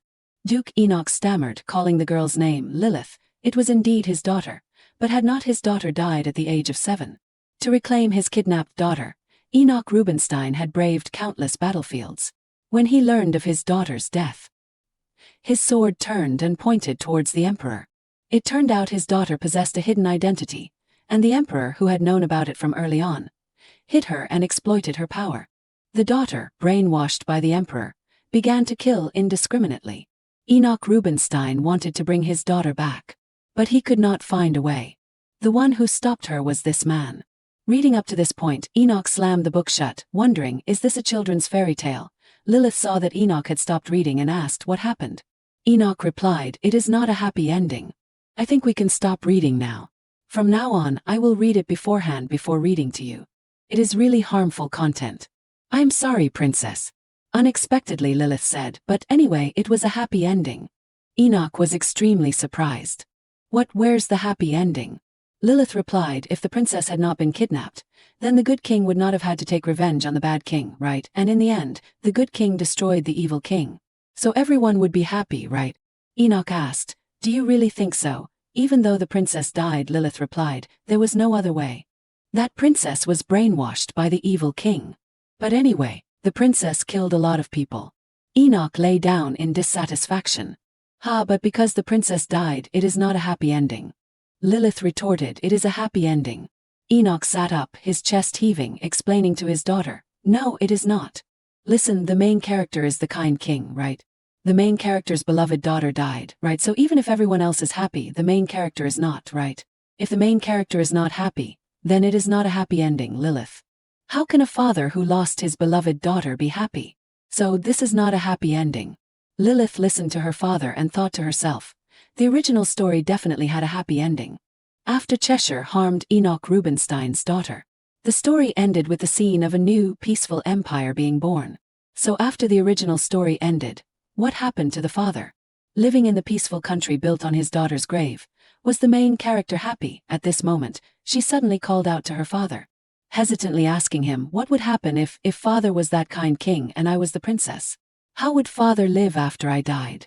Enoch hugged her tightly and asked softly, what do you mean, how would I live? I would not be able to live. Did the kind king think that way too? When he thought the princess was dead, he did not die immediately. Maybe he planned to kill himself after taking revenge. Lilith asked in a panic, what does that mean? What if father also dies? Enoch smiled. You will understand when you have your own child. You will feel the same way. If I miss my little princess, I would rather follow her. I can't live without my little princess. Lilith immediately shouted in protest. No, her agitated look made Enoch laugh. Look at your face. Don't worry. This is just a fairy tale. I won't lose my little princess in the first place. Lilith thought, but you were supposed to. If things went according to the original story. At this time, Enoch continued proudly, and even if I lost you, I would not be stupid enough to become the subordinate of an evil king. I would charge right in and rescue my princess. Lilith muttered under her breath. It would not be that easy. Then she spoke up, Father, I have a question. Don't all ability users have to go to the battlefield when the Emperor orders it? Enoch nodded. Yes, that is right. Lilith asked again, but before you said I did not have to go. Enoch smiled and replied, right, our princess does not have to go.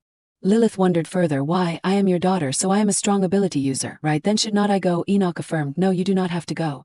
I have my own way. Lilith was extremely curious. What does that mean? Enoch hugged her and closed his eyes. It is nothing. Anyway, I am so sleepy.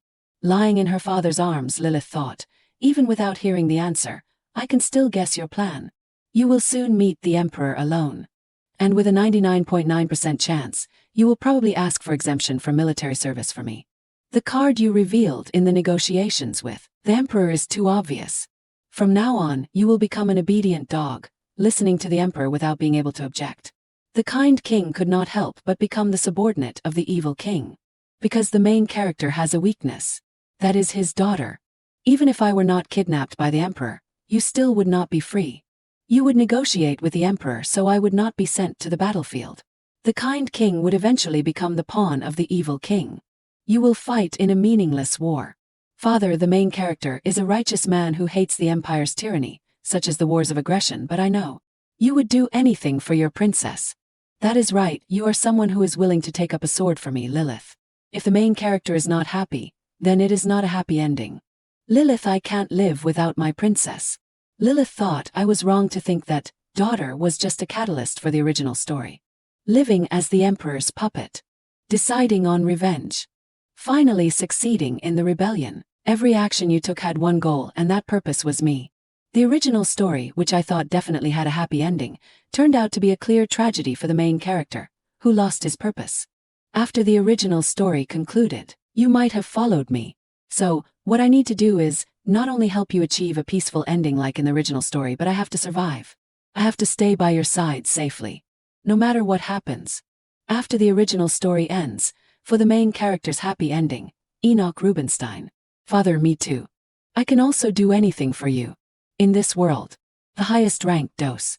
And in descending order quarto septima octava noveno. Finally the lowest rank dies.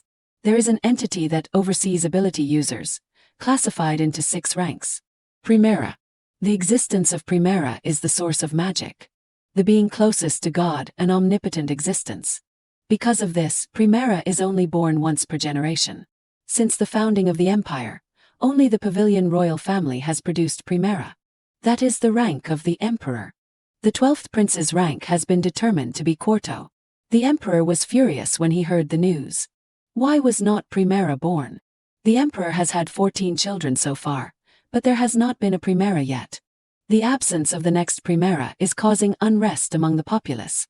At this moment, the emperor asked his subordinate, "You do not think it will never be born, do you?" The subordinate bowed his head and reassured him, "Don't worry, your majesty. Your majesty, you are still young and healthy, so you will surely give birth to the next Primera." This person was the emperor of the Pavilion Empire, Nicholas von Pavilion, 48 years old. 7 years ago, when Enoch left, the emperor was furious. Enoch's absence was a tremendous loss of power. For those who wait patiently, their time will come. If he had not been patient and forced Enoch to submit right then, he would have died long ago. And Primera, who consumes life force instead of mana, has a lifespan twice that of ordinary people. The omnipotent Primera can brainwash talented individuals to make them loyal, but it requires a significant amount of life force. Especially when the target is someone as powerful as Enoch Rubinstein. The emperor muttered angrily, "Does he know the patience I have had to endure for the past 7 years?" The emperor, who bears the title of the conquering king, Nicholas, still has a few nations that are thorns in his side. He presumed that Enoch had returned to his daughter. He chuckled, thinking, "Sir Enoch will soon bring me a wonderful return gift." The next morning, 2 maids came to Lilith's room and asked, "Miss is going to the study soon, right? I will prepare your things, miss." Lilith nodded, sitting silently on the bed. Sadly, she looked at her legs, too short. "I am too short. And not developing. If I keep developing this slowly, my true identity will be revealed to everyone. I need to grow up quickly. First, I have to rescue Chizia as planned, and then I have to enter the development academy as soon as possible. Because talented people have to go there to properly use their abilities by receiving the Emperor's power. Only the Emperor can unlock the core within the hearts of talented individuals. And I need to use my ability as soon as possible. By using my ability and consuming life force, I can grow similar to others. That is how I can hide my identity."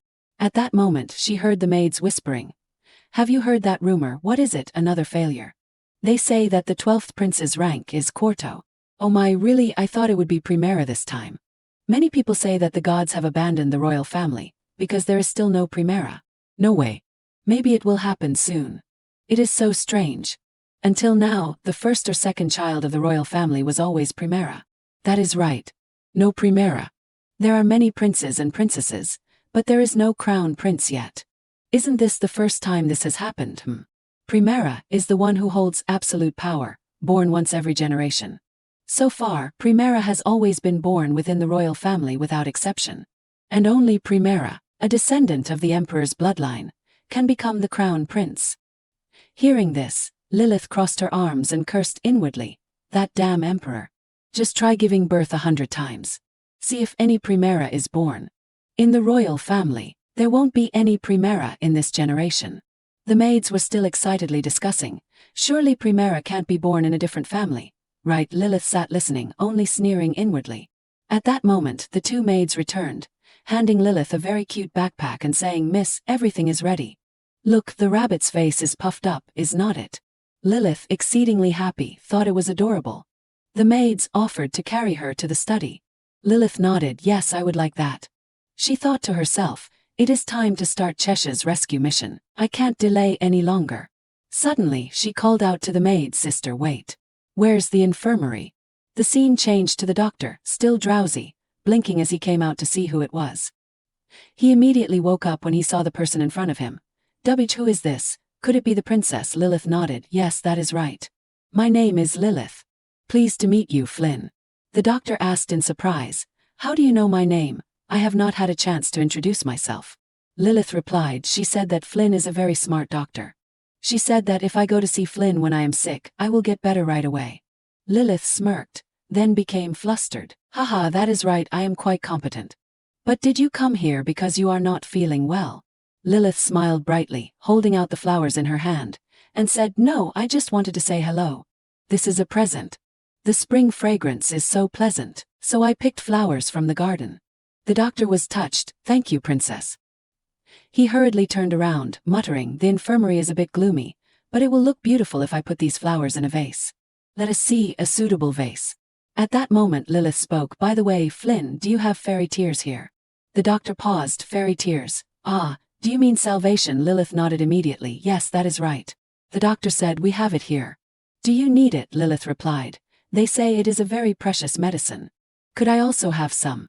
The doctor said, "As a rare and mysterious medicinal herb, salvation is under the exclusive control of the royal family to ensure limited circulation. It is also awarded once a month to some families, permitted by the emperor. As a direct descendant of the Rubinstein family, you are certainly eligible, young lady." Lilith happily replied, "Ah, I see. I read in a book that it was something really good. Can you give me some? I want to make tea for my father." The doctor was deeply moved. "Oh my, what a little angel. The princess wants to make tea for her father. Of course I will give you some.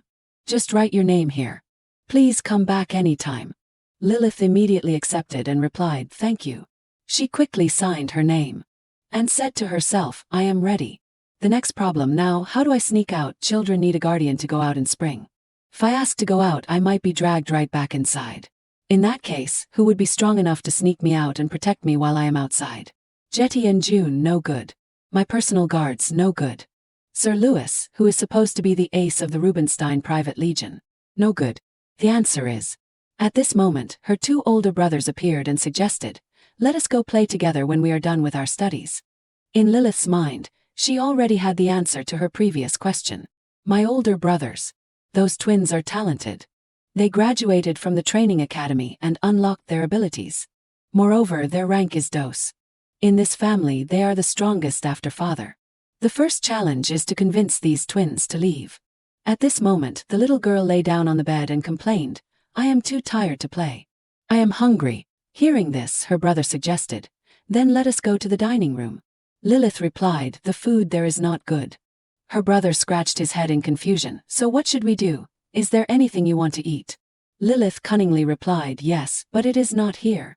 It is the food we used to eat when I lived with father in the old house." The two brothers nodded and discussed, "I understand. That must be commoners' food, right? Should we ask the chef to make it?"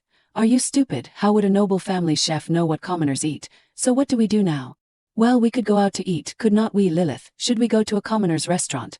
Lilith smiled inwardly upon hearing this. This is going too smoothly. She pretended to ask, "Will the adults allow us to do that?" Her brother nodded, "You are right. If we tell father that we are going to a commoner's restaurant, we will get scolded terribly." Her brother started thinking for a while. Lilith tried to urge him on with a cute tone. "Brother, Lilith is hungry." Her brother immediately indulged her. "Oh, then let us sneak out." A moment later, Lilith crawled through the hole under her brother's worried gaze. "Lilith, are you okay?" The only way to leave unnoticed, without guards or maids, is through this brilliant plan. It is the plan that Captain Theo came up with, and it is now being executed. The two brothers argued again. "Why did not you make the hole bigger, Theo? You are so stupid. A bigger hole would be too noticeable." At this moment, Lilith was delighted. "I successfully crawled through the dog hole, appearing before my two brothers." Her thoughtful brother dusted off the dirt on her. Alright, let us go, the three of us. Suddenly, at this moment, her brother felt unwell. Lilith asked in a panic, "What is wrong, brother? Are you alright?" Her brother held his head, saying, "Ah, no. I'm fine." Seeing this, his younger brother was also worried. "What, again? Are you sure you are not causing trouble by going out like this? Why do not you go inside and rest?" Her older brother chuckled, "No, I am fine." Really? Usually, about 5 days after getting a headache like this, it happens. Lilith was startled and remembered, "Oh, that is right, Theo has a rare disease. So, he just said it happens 5 days later, meaning he is talking about a seizure, right?" The role of one of the twins, who is destined to die in the original story. 1. A stepping stone for Cheshire's growth. 2. A way to stir the reader's hearts. His meaning of existence is to gently heal Cheshire, whose heart has closed off after years of abuse, and then leave the stage after he has fulfilled his purpose. The author is so cruel. Theo's illness is called mana clash. It is a rare disease where divine energy and magical energy clash within his body, causing periodic seizures. Theo will die next spring after he is knighted at the age of 16. In short, he is living on borrowed time. At this moment, Theo smiled and asked Lilith, "Shall we go now, Lilith? Why is your face like that? Are you hurt?" Lilith, startled, regained her composure. "Not at all." She thought sadly, "Brother, please do not be so kind to me anymore. Although the disease is said to be incurable, there is actually a way to counteract mana clash, recorded in an ancient text. It mentions something called the saint's heart. Of course, it is a metaphorical phrase, and no one knows exactly what it refers to. In the end, Cheshire figured out its meaning. After Theo's death, Cheshire, knowing it was meaningless, became obsessed with interpreting the ancient text. He eventually found the saint's heart and placed it on Theo's grave. Cheshire in the original story went through so much to find it. There is no way I can find it that easily. Wait a minute. Am I an idiot? I already know what it is. Lilith is a devoted reader who has read the original story multiple times. She became joyful, thinking, "Save him. Can do it. He has endured immense pain during every seizure, but now he won't have to suffer it anymore." Seeing his sister like that, Theo asked, "What did you just say, Lilith?" Lilith excitedly waved her hands, immersed in her reasoning. She suggested, "Take me out and buy me something pretty." Theo kindly agreed, "Sure, I will buy you anything." Very quickly, they arrived in town together. Lilith happily pointed, "I want to go there too." Willie Duncan's grocery, owned by a former magic swordsman and his attendant. The sign does not look very trustworthy, but among the shops in the area, this is the biggest. They will probably have it. I am sure they will have the saint's heart. At this moment, the owner cheerfully asked, "You look like nobles. What brings you here?" The two brothers looked at each other hesitantly. Only Lilith was busy searching with her eyes. She quickly found her target. "That is it." Lilith pointed at an object and spoke up, "It is so pretty. I want this." The three men were stunned. Lilith happily exclaimed, "The shimmering purple sparkles. It is mesmerizing. It really looks like the stars in the night sky." The owner chuckled, "Haha, young lady, that is a mana beast core. It was taken from the body of a slain mana beast. It is very unsuitable as a toy for a noble lady." Lilith firmly said, "I want to buy it." Her brother immediately refused, "No, absolutely not. It is very dangerous." Lilith wondered why. "How is it dangerous?" Her brother explained, "Mana constantly leaks from the core. If you carry it around, you will become addicted to it. Only those who can control mana can handle something like this." The owner chimed in, "Yes, that is right. Even this is not made of ordinary glass. It is crafted with special block glass, which has the effect of partially sealing the mana." Lilith put her hands on her hips and confidently said, "It is okay. I can handle it too." Her brother asked suspiciously, "What are you talking about? You have not even been to the training academy yet." Lilith affirmed, "I am telling you I can handle it."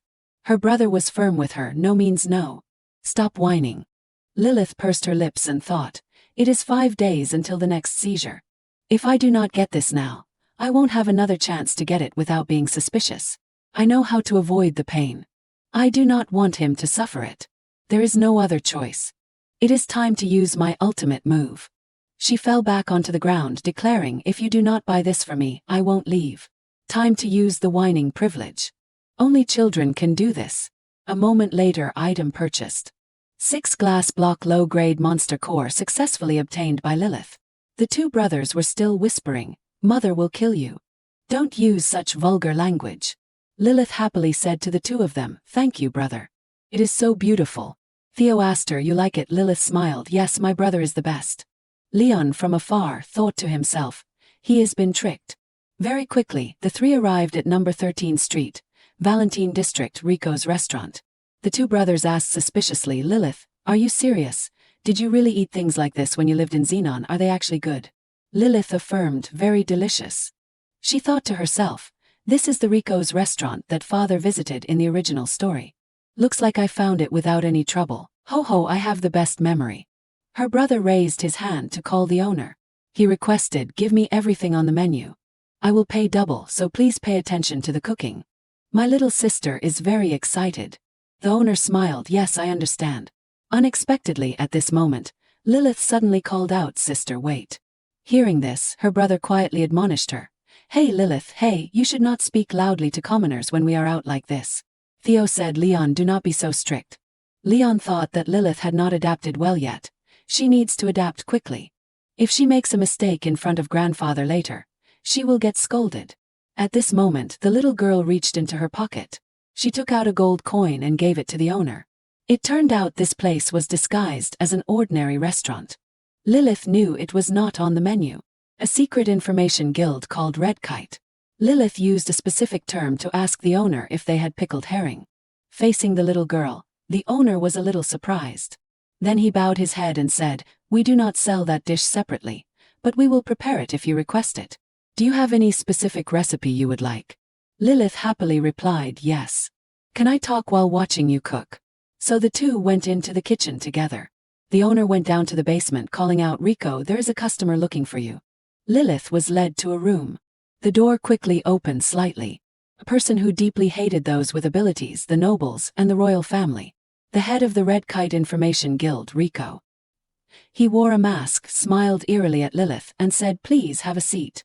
Lilith said thank you and sat down. She sensed the atmosphere is so scary.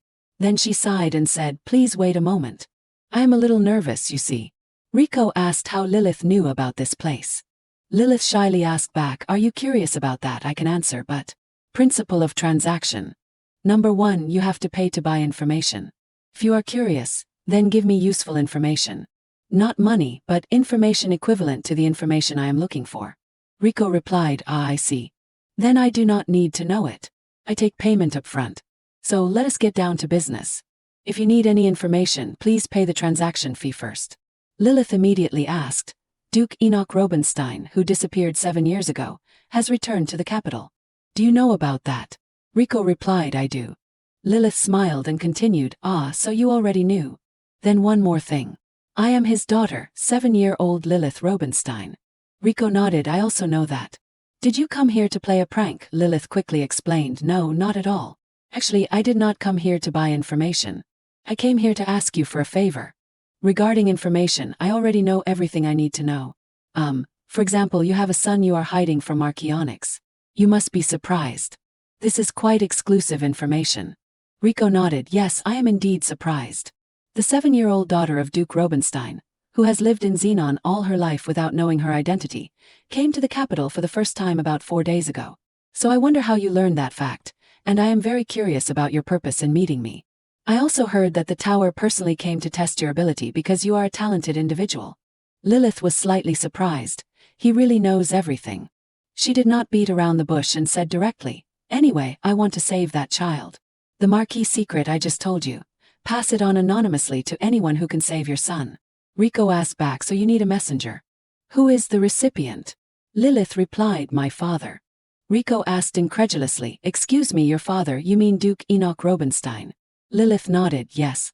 All my father knows now is his face, so it will take time to find him. My father has returned to the capital after a long time. That is why he does not really know how things work here. And he has to take care of family matters. And soon he has to return to the knighthood. Rico rested his chin on his hand and said in astonishment, there is no way a 7-year-old would come to see me on their own. I am not sure if this is the Duke's instruction. Lilith immediately replied, no, I came here alone. My father does not know anything. Rico chuckled, yes, of course. That is why you asked me to send the information anonymously, because he would not know where to begin.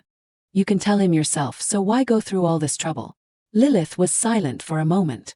Then said, after telling him, I will have to explain how I know this. Rico became even more interested and laughed. Aha. It seems you have a little secret, young lady. You can't carelessly reveal it, but you also do not want to hide it from your father. Lilith replied with satisfaction. Exactly. So, I am looking for a substitute here. Simply put. Rico replied, it is because it is a little suspicious, right? He also thought for a moment, then said, understand. Should I spread the news about Onyx's descendant and an illegitimate child to Duke Enoch Rubenstein? Lilith excitedly replied, yes, that is enough. At this moment Rico continued then. In exchange for sending this message to the Duke, tell me what your true identity is. I want to know more about you. And how did you find out this information? Lilith muttered, wondering, isn't it all for profit? If you hide your name and relay this information, he will tell you my secret. He probably does not know me very well. I have not been in business for just a day or two. Hearing this, Rico could not help but laugh. Lilith continued, later on I will have a lot of secrets I want to share with my father. I have brought a gift with the meaning of continuing our transactions in the future. Rico immediately said, I am sorry, but I only deal in information. Lilith affirmed, it is not money. I said there is nothing I do not know. I know that you, Rico, have earned quite a bit of money. Just open it. You will be very pleased. Rico slowly opened it. Then asked, what is this? Lilith immediately said, this is the universal antidote, salvation. Can cure all illnesses. Rico held his head and laughed derisively. Until now, I have always been left behind by others, but this is the first time I have been able to keep up with them. What are you planning? How did the Duke find out my secret? Answer me. Lilith trembled and said, my father does not know anything, so. Sit down, calmly sit down and talk. Just talk. I will handle it myself, so you do not need to help me. At this moment, Rico suddenly cut his hand, letting fresh blood drip down. Then he suddenly slammed his hand on the table, frightening Lilith to death. Rico asked again, you know what this is, right? That is why you took it out. Those damn royals are hoarding this stuff. Even hundreds of millions are not enough to buy it. As Rico spoke, he used the salvation Lilith had just given him to heal his wound. Your family is granted special favors, but you won't avoid punishment if you recklessly trade it outside. Lilith scratched her head, feigning ignorance. Is that so? Well then, Rico, as long as you use it carefully and do not get caught, it will be fine. Well then, if everything is done, I will excuse myself. Rico's voice froze. Lilith, please stop right there. He slowly walked towards her. Lilith screamed in fear, wait a minute, you do not need to show me your face, you. Rico said softly, please look at me. Lilith peeked with one eye and asked, you won't kill me without a reason, right? Rico replied, I never break the rules when making a deal. I will always return something equivalent to what I have received. Behind the mask, it turned out to be a handsome young man. He used his face to exchange secrets with Lilith. Today's transaction was established between the two. Outside, the sky had turned to dusk. The whispers of two people echoed. You are not like yourself at all, Rico. What are you really thinking? Why let that little girl see your face? Rico asked, the children who are at the Rubenstein house are people. Who are they? The owner replied, the two J sisters. Rico said, pass the information about Onyx's descendant and the illegitimate child to Enoch Rubenstein. The owner asked in surprise, Rico, are you serious? Lilith nodded, right, you know how important salvation is to me. The owner replied, I know, but we have to be careful. Who is he? Even your sister Annie knows what kind of person he is. He even put on a grand show to see that girl off. The Duke is definitely plotting something. Have you forgotten your sister is suffering because of magic? Rico replied, think about that little girl's request. It is just forwarding Count Onyx's secret to her father. That is why she came to me. He remembered Lilith's expression as he said, one dose of antidote is not enough, is it? Because you will need more than that, so just trust me. Since we are friends anyway, Rico chuckled softly, then continued, she wants to give me the antidote. So I will trust her just this once. I do not know if that will actually happen or not. The savior I have been waiting for all this time. At this moment, Lilith was lying happily on the bed and thinking, finding Rico was such a good idea. Rico told Lilith, if you return home, we will contact you through the guild member stationed at Duke Rubenstein's mansion. Lilith reasoned inwardly, probably one of the servants. If I want to keep in touch with Rico, it will be easier if he becomes my personal bodyguard. I have become very close with Jetty and June. At this moment the maid came over to praise her. Oh my, Our Lady draws so beautifully. Is this a jellyfish? Have you ever seen a jellyfish, miss? Lilith explained, this is my father. The maid was startled. Really? Oh, now that I look at it again, I see that it really does resemble the Duke. Very much so. Ho ho, my lady. May I draw a picture of this? Lilith nodded in agreement, yes. So the maid quickly bent down and started drawing with rustling sounds. Wow, your drawing is amazing, Lilith complimented the maid. Who is this? The maid replied, she is my friend. Her name is Rachel. The short-haired maid also suddenly appeared and said, she is my friend too. Rachel is also working as a maid here. She is a descendant of Onyx. Lilith was startled and wondered, why is Marquis Onyx here? A thought flashed through Lilith's mind. Could it be these two? She could not help but call out, sister, sister, both of you. Please help me a lot in the future, okay? The two maids immediately replied, of course, miss. On this side, Enoch was sitting silently and thought. A week ago I met a boy on the island. Being treated like a lowly person on the island has become commonplace, but I was particularly concerned about that boy. However, he is Marquis Onyx's illegitimate child. The anonymous test paper only had the letter L on it, leaving Enoch extremely perplexed.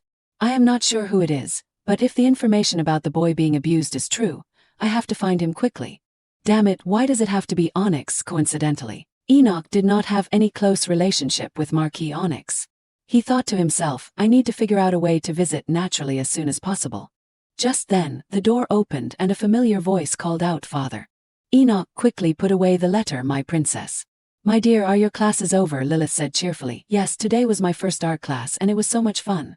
The teacher told me about famous sculptors and their artwork. Do you know this? It is a piece of art created by a sculptor named Lindell and it is very famous. It is called Heaven's Gate.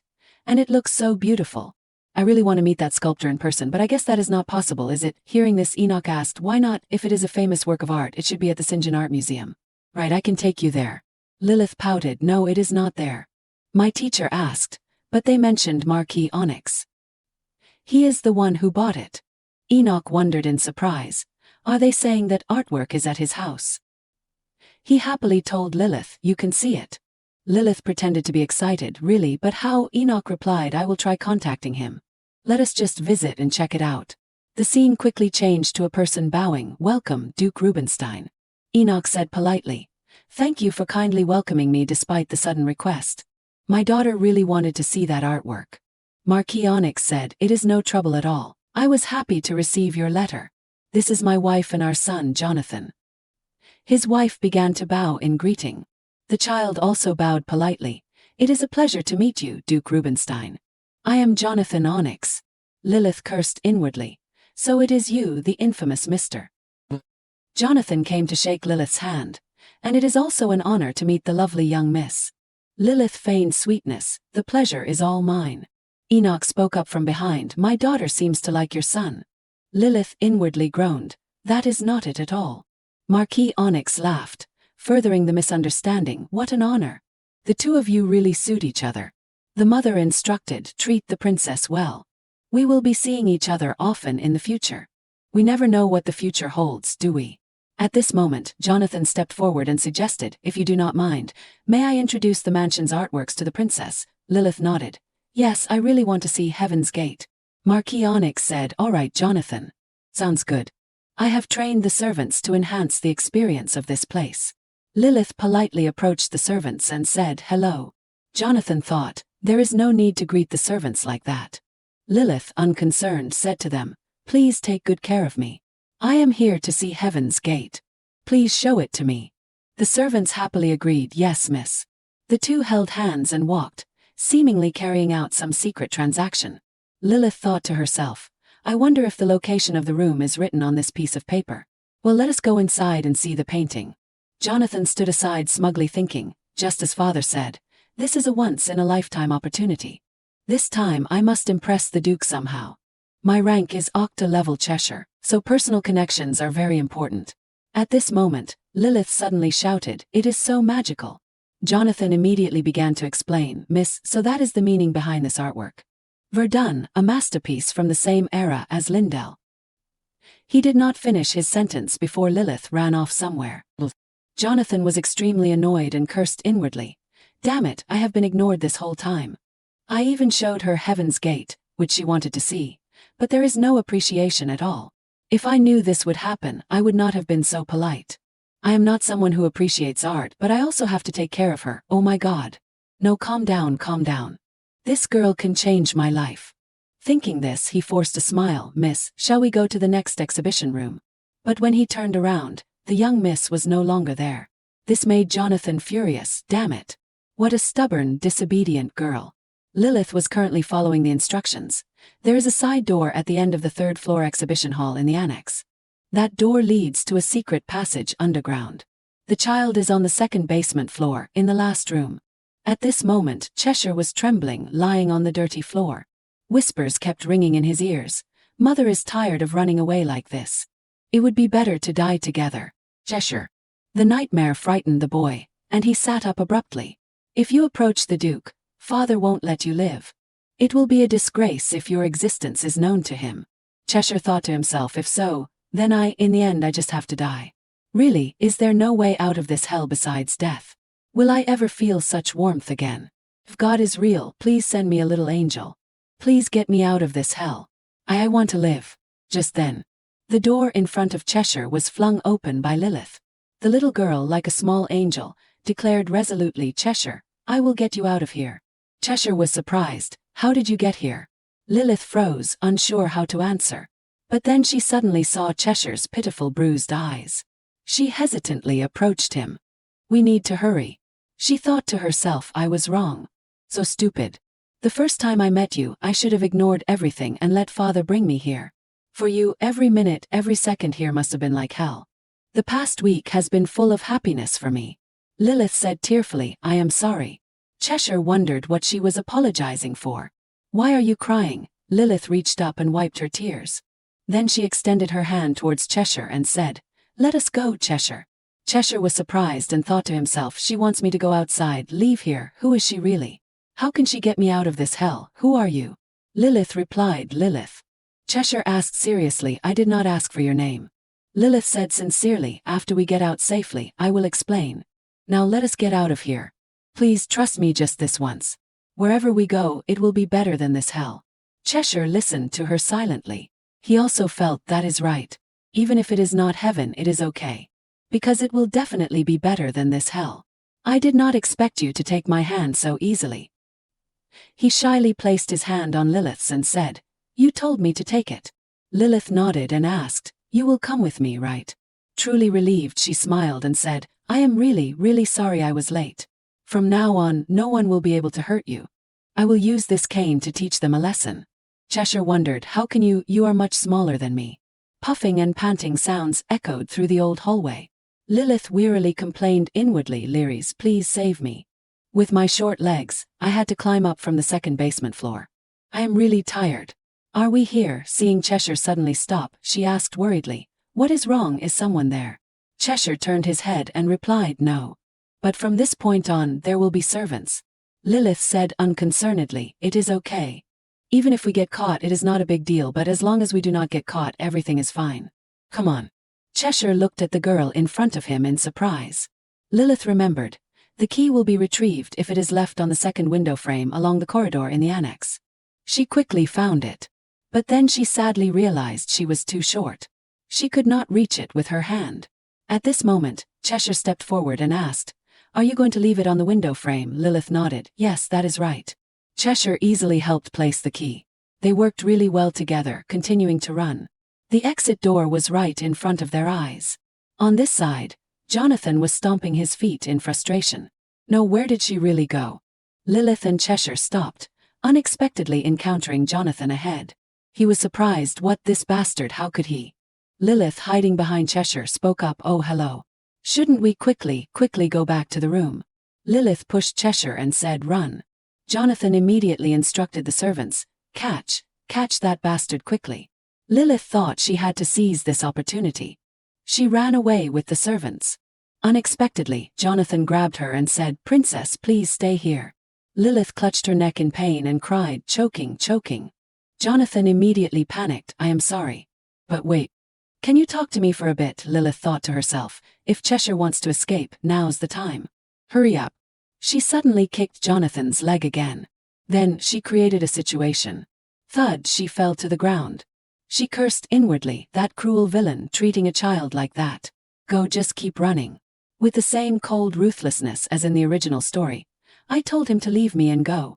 The servants were not having an easy time chasing Jonathan. Lilith gasped, so fast. Jonathan missed a punch at Cheshire, who was returning to the spot, and asked, can't you go back to your room? He missed and fell down himself. Seeing Jonathan return, Lilith angrily scolded, idiot, I told you to go ahead. Anyway, you can't escape with me. To Lilith's surprise. What is this, can he teleport? Cheshire told her, let us run. Lilith was astonished, wondering, what is this? That is right, it is not teleportation. The original work focuses all abilities on the two main characters. According to Cheshire's fifth setting. Surprisingly, this rogue character can manipulate time density. If he wants, the opponent's movements will appear in slow motion. Even my father and Cheshire, how can they fail with such overpowered characters on both sides? Haha, get out of the way, my work here is done, all that is left is just a bit. At the same time, Marquis Onyx set down his teacup and said, at that time, there were so many rumors. Those who did not understand the Duke's circumstances said quite a lot. Is that so? But parents with children will surely understand how and in what state of mind the Duke welcomed the princess 7 years ago. Enoch replied politely, I understand. Thank you for your understanding. He thought to himself, there is no trace of the child's presence at all. Maybe he is in a remote and isolated room. Or perhaps something has gone wrong. But is that child the boy I just saw earlier? Marquis Onyx replied awkwardly. Yes, that is right. Our family has always had very few children.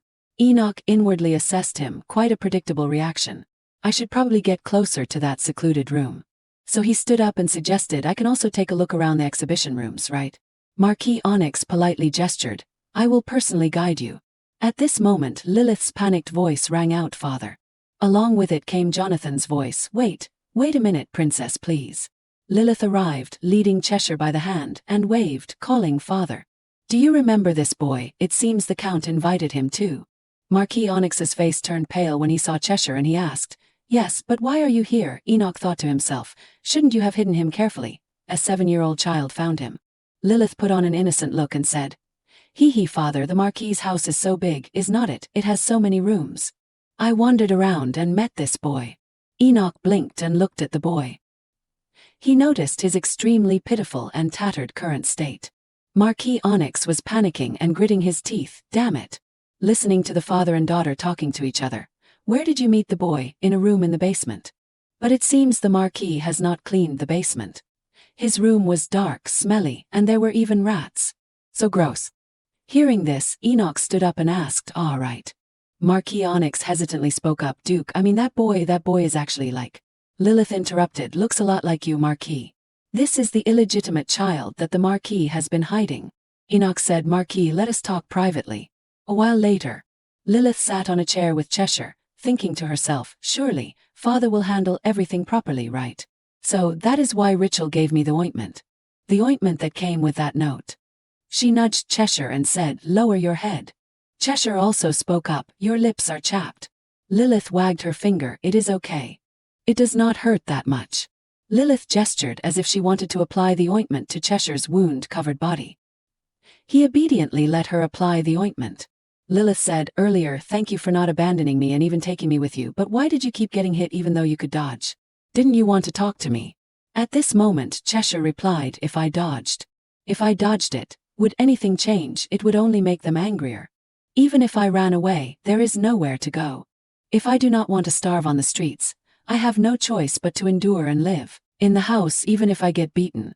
Lilith was startled to realize, no matter how good his abilities are, he is still only 11 years old. Moreover, without any legal status, it is clearly very difficult to survive without a guardian in this miserable empire. She said softly, you are right. I'm sorry. I said something really stupid. Cheshire asked, is your father Duke Rubinstein? Lilith nodded, yes, that is right. Did you know? Cheshire replied, I heard Jonathan say so. He mentioned being close to your father. Lilith chuckled, that is ridiculous. That is wishful thinking. My father must be crazy to be close to someone who hits children. My father brought me here today because he wanted me to see the artworks on display. But the real reason I came here today was not for those artworks. It was for you. I came to save you. A friend told me you were here. It was Rachel. Cheshire suddenly asked, why did you look for me? Do you know who I am? Lilith asked in a panic. What is going on? Don't you remember me? We met last time. You remember everything but are pretending not to, huh? Hey Cheshire, I have been thinking about you since then. I wanted to see you again. Cheshire asked why. Lilith sighed and replied, well, it is just that simple. Anyone can like someone without a reason. I really like you. Cheshire's face went blank upon hearing this. Then he said, now I understand. You see me as a toy, do not you? So you will feed me and let me sleep at your house, right? Lilith froze in place, asking back, what? What are you talking about? How can a person be a toy? I will be friends with you. Cheshire turned away and replied, I am the Duke's daughter. How can we be friends? Lilith affirmed, we can. Don't you like that? Cheshire replied in a low voice, no. At this moment the door behind them opened. Enoch walked over and called his daughter. Lilith happily ran towards him and called, Father. Enoch stared at the boy in front of him, making the boy extremely nervous. He could not help but gulp. Enoch said to the two children, let us go home. Very quickly they returned to the castle. In front of Lilith's room, Enoch signaled the two children to be quiet. I will talk to your grandfather first, then come back. Until then, be quiet and do not let anyone know. At this time the two older brothers also happened to appear. They wondered, who is this child? Lilith excitedly replied, brothers, say hello to him, he is Cheshire. Enoch smiled from behind and said, hello princes, from today Lilith's friend will stay here. His name is Cheshire. One brother asked in surprise, what? He lives here. Which noble family does he belong to? Enoch replied, he is a commoner, that is how it is now. The two brothers stared at the newcomer. The look made Cheshire freeze, quickly turning away to avoid it. Enoch spoke again, I will talk to your grandfather about Lilith's friend staying here and will be back later. So, do not tell anyone until then and play quietly. Leon glanced at Lilith holding Cheshire's hand, then hurriedly pulled her away and asked, hey kid, you said you would go out with me to catch spiders today. Lilith happily nodded, yes Cheshire, are you coming too? Brother Leon asked her jealously. Didn't we plan to do it together? Lilith immediately replied, but Cheshire can come too. She thought to herself, that is weird, why is Leon acting like this? In the original story when they met they were supposed to become close, why are they so hostile now? Theo politely smiled and asked, should we greet each other? They said your name is Cheshire, I am Theo Antras, 12 years old. While speaking, Theo's expression suddenly froze. Lilith curiously asked, what is wrong brother? Theo replied, oh, it is nothing. Leon crossed his arms and said disdainfully, there is a smell from him. Lilith was surprised, I do not smell anything. The unintentional words made Cheshire unconsciously lower his head. At this moment, Enoch appeared behind him and patted the boy on the shoulder.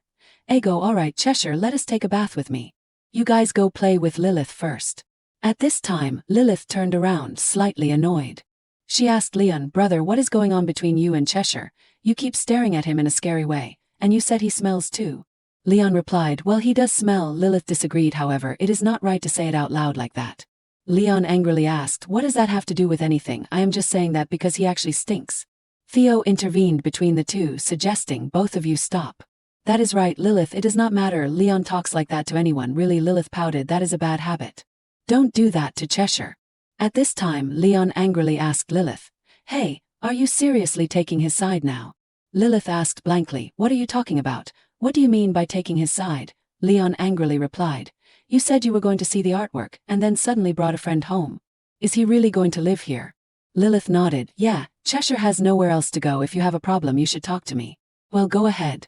Brother, Leon angrily brushed past and yelled, I do not know. The two siblings stood frozen in place. In the end, why did this happen? Earlier 3 said to Enoch, in that case, if the princess gets bored in the future, or if the boy is no longer useful, then make sure to handle it cleanly so that no ridiculous stories get out. Nobles like us, you know how important reputation is. Enoch silently looked at Cheshire's wounded body. The sound of running water was very relaxing. Enoch chuckled refreshingly. It has been a while since I have done this.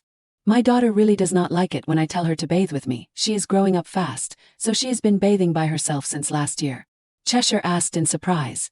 You two used to bathe together before? Enoch nodded, really. He thoughtfully washed Cheshire's hair. Cheshire suddenly called him sir. Didn't you say you were just going to kill me? Enoch asked back in surprise. What? Cheshire replied, I know everything. I have lived this long only thanks to your daughter. I have seen many commoners taken in by nobles to live with them. Anyway, if they are hated, they will be kicked out and killed. I have one thing to ask you. Although I know this is inconvenient, Please pay me a little. When I am old enough to find work outside as soon as possible, I will leave and live quietly without attracting attention. Enoch was surprised and thought to himself, you have prepared these words for a long time, have not you? You are just an 11-year-old child, he called Cheshire. Children do not need to work. I did not bring you here to pay you or order you around, nor to please my daughter. If you had somewhere to go, I would have let you go. Cheshire wondered, why are you being so nice to me? Enoch replied, I suppose even if it were not you, I would not be able to ignore it. Neither I nor my daughter could. Even so, if you still feel uncomfortable or suspicious of me, do you have something you want to ask me? On this side, grandfather said in a low voice, I understand, get out. Enoch asked back in surprise, that is it? Grandfather also asked, so what more do you want? Enoch replied, no, after disappearing for 7 years and causing so much trouble, now coming back and saying things that hurt your heart, yet you agree so easily. However, I am glad you can look at your actions objectively. I was worried and prepared to persuade you, thinking that you would object. Grandfather replied, you say persuade, but in reality, you will still do whatever you want, right? Since I did not want a meaningless argument, I told you to decide for yourself. Really, you have become much more tolerant, have not you? When Enoch was young, we used to argue a lot. How difficult it was to make your son, who always questioned the class system, understand. Fortunately, Enoch reconciled and finally grew up according to the rules. However, it never really grasped the absurdity of the class system and the aristocratic society full of self-esteem. It was simply a child's dutiful, desired obedience to his father. Grandfather continued, I always felt guilty about that, and I still regret it immensely. Forcing my child to do my bidding, that is what I truly regret. I should not have done that. If I knew the result would be 7 years of disappearance. Hearing his father say that, Enoch smiled happily. I am more grateful for your decision at that time than anyone else. If I had been more stubborn at that time and actually won against you. Wow, that is scary. Our princess would not be in this world anymore. Thank you, father, sincerely. Since Lilith was born, my world has changed. For the first time, I felt life was worth living. Seeing her grow up every day, I understood what happiness is. I also want to create a better world for her, although it is not an easy thing to do. Grandfather interrupted. There is nothing you can't do. I am old now, all that is left is to step into the grave, so I won't interfere with what you want to do anymore. It is still not too late, do whatever you want, even if you sell the family or destroy everything, this old man won't get in your way. Enoch was touched to hear his father say that. Then both father and son laughed loudly, haha. Haha, Lilith thought to herself, is this a buff for the main character? Drawing skills really remarkable, who can look at a comic book and create such a surreal jellyfish? At least buff reasonably. I am not the main character, so I really feel sorry for myself. Cheshire asked Lilith, why are you covering it up? Everything is clear. But you said to draw a jellyfish, why did not you draw it, huh? Lilith asked, isn't this a jellyfish? Cheshire asked Lilith back, isn't that your father? Lilith was extremely happy. Yeah, like my father. Cheshire nodded again in confirmation. Yeah. Lilith was touched. Oh my god, that is right, my painting, the one everyone keeps saying looks like a jellyfish. Haha, what a relief. So, can I give this painting to father? Cheshire remembered Enoch's words. My daughter is very talented, so she will have to go to the training center soon. I am worried about sending her alone, but if you go with her, I will feel more at ease. Cheshire immediately refused. I can't go because I have no status. Lilith smiled and replied, don't worry about that, I will be your guarantor, then you can register now. Cheshire was surprised. What, why? Such a high-ranking person, someone called a noble above all other nobles, is truly a respectable person. Why are you being so nice to me? Maybe because of her. The one who is dearly loved by her father. At this time Cheshire asked, do you like your father? Lilith was surprised. Why such a sudden question? Since he is my father, of course I like him. Looking at Cheshire's face, she thought to herself, or maybe not. She thought and continued, my father is someone everyone likes, so I like him too, okay? My father is wonderful and kind, right? Cheshire nodded, yes. Lilith asked again, then why do not you become my father's son? Cheshire asked back in surprise, what? Lilith crossed her arms and said, you really are the son of a bad father. Just because someone gave birth to you does not mean they are really a father. Your place should be like this.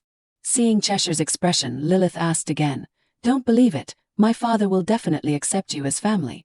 Cheshire said, you do not have to do that. I do not need a family. I have drawn 10 pictures now, I can sleep now, right? Seeing Cheshire get up, Lilith nodded slightly, oh yes.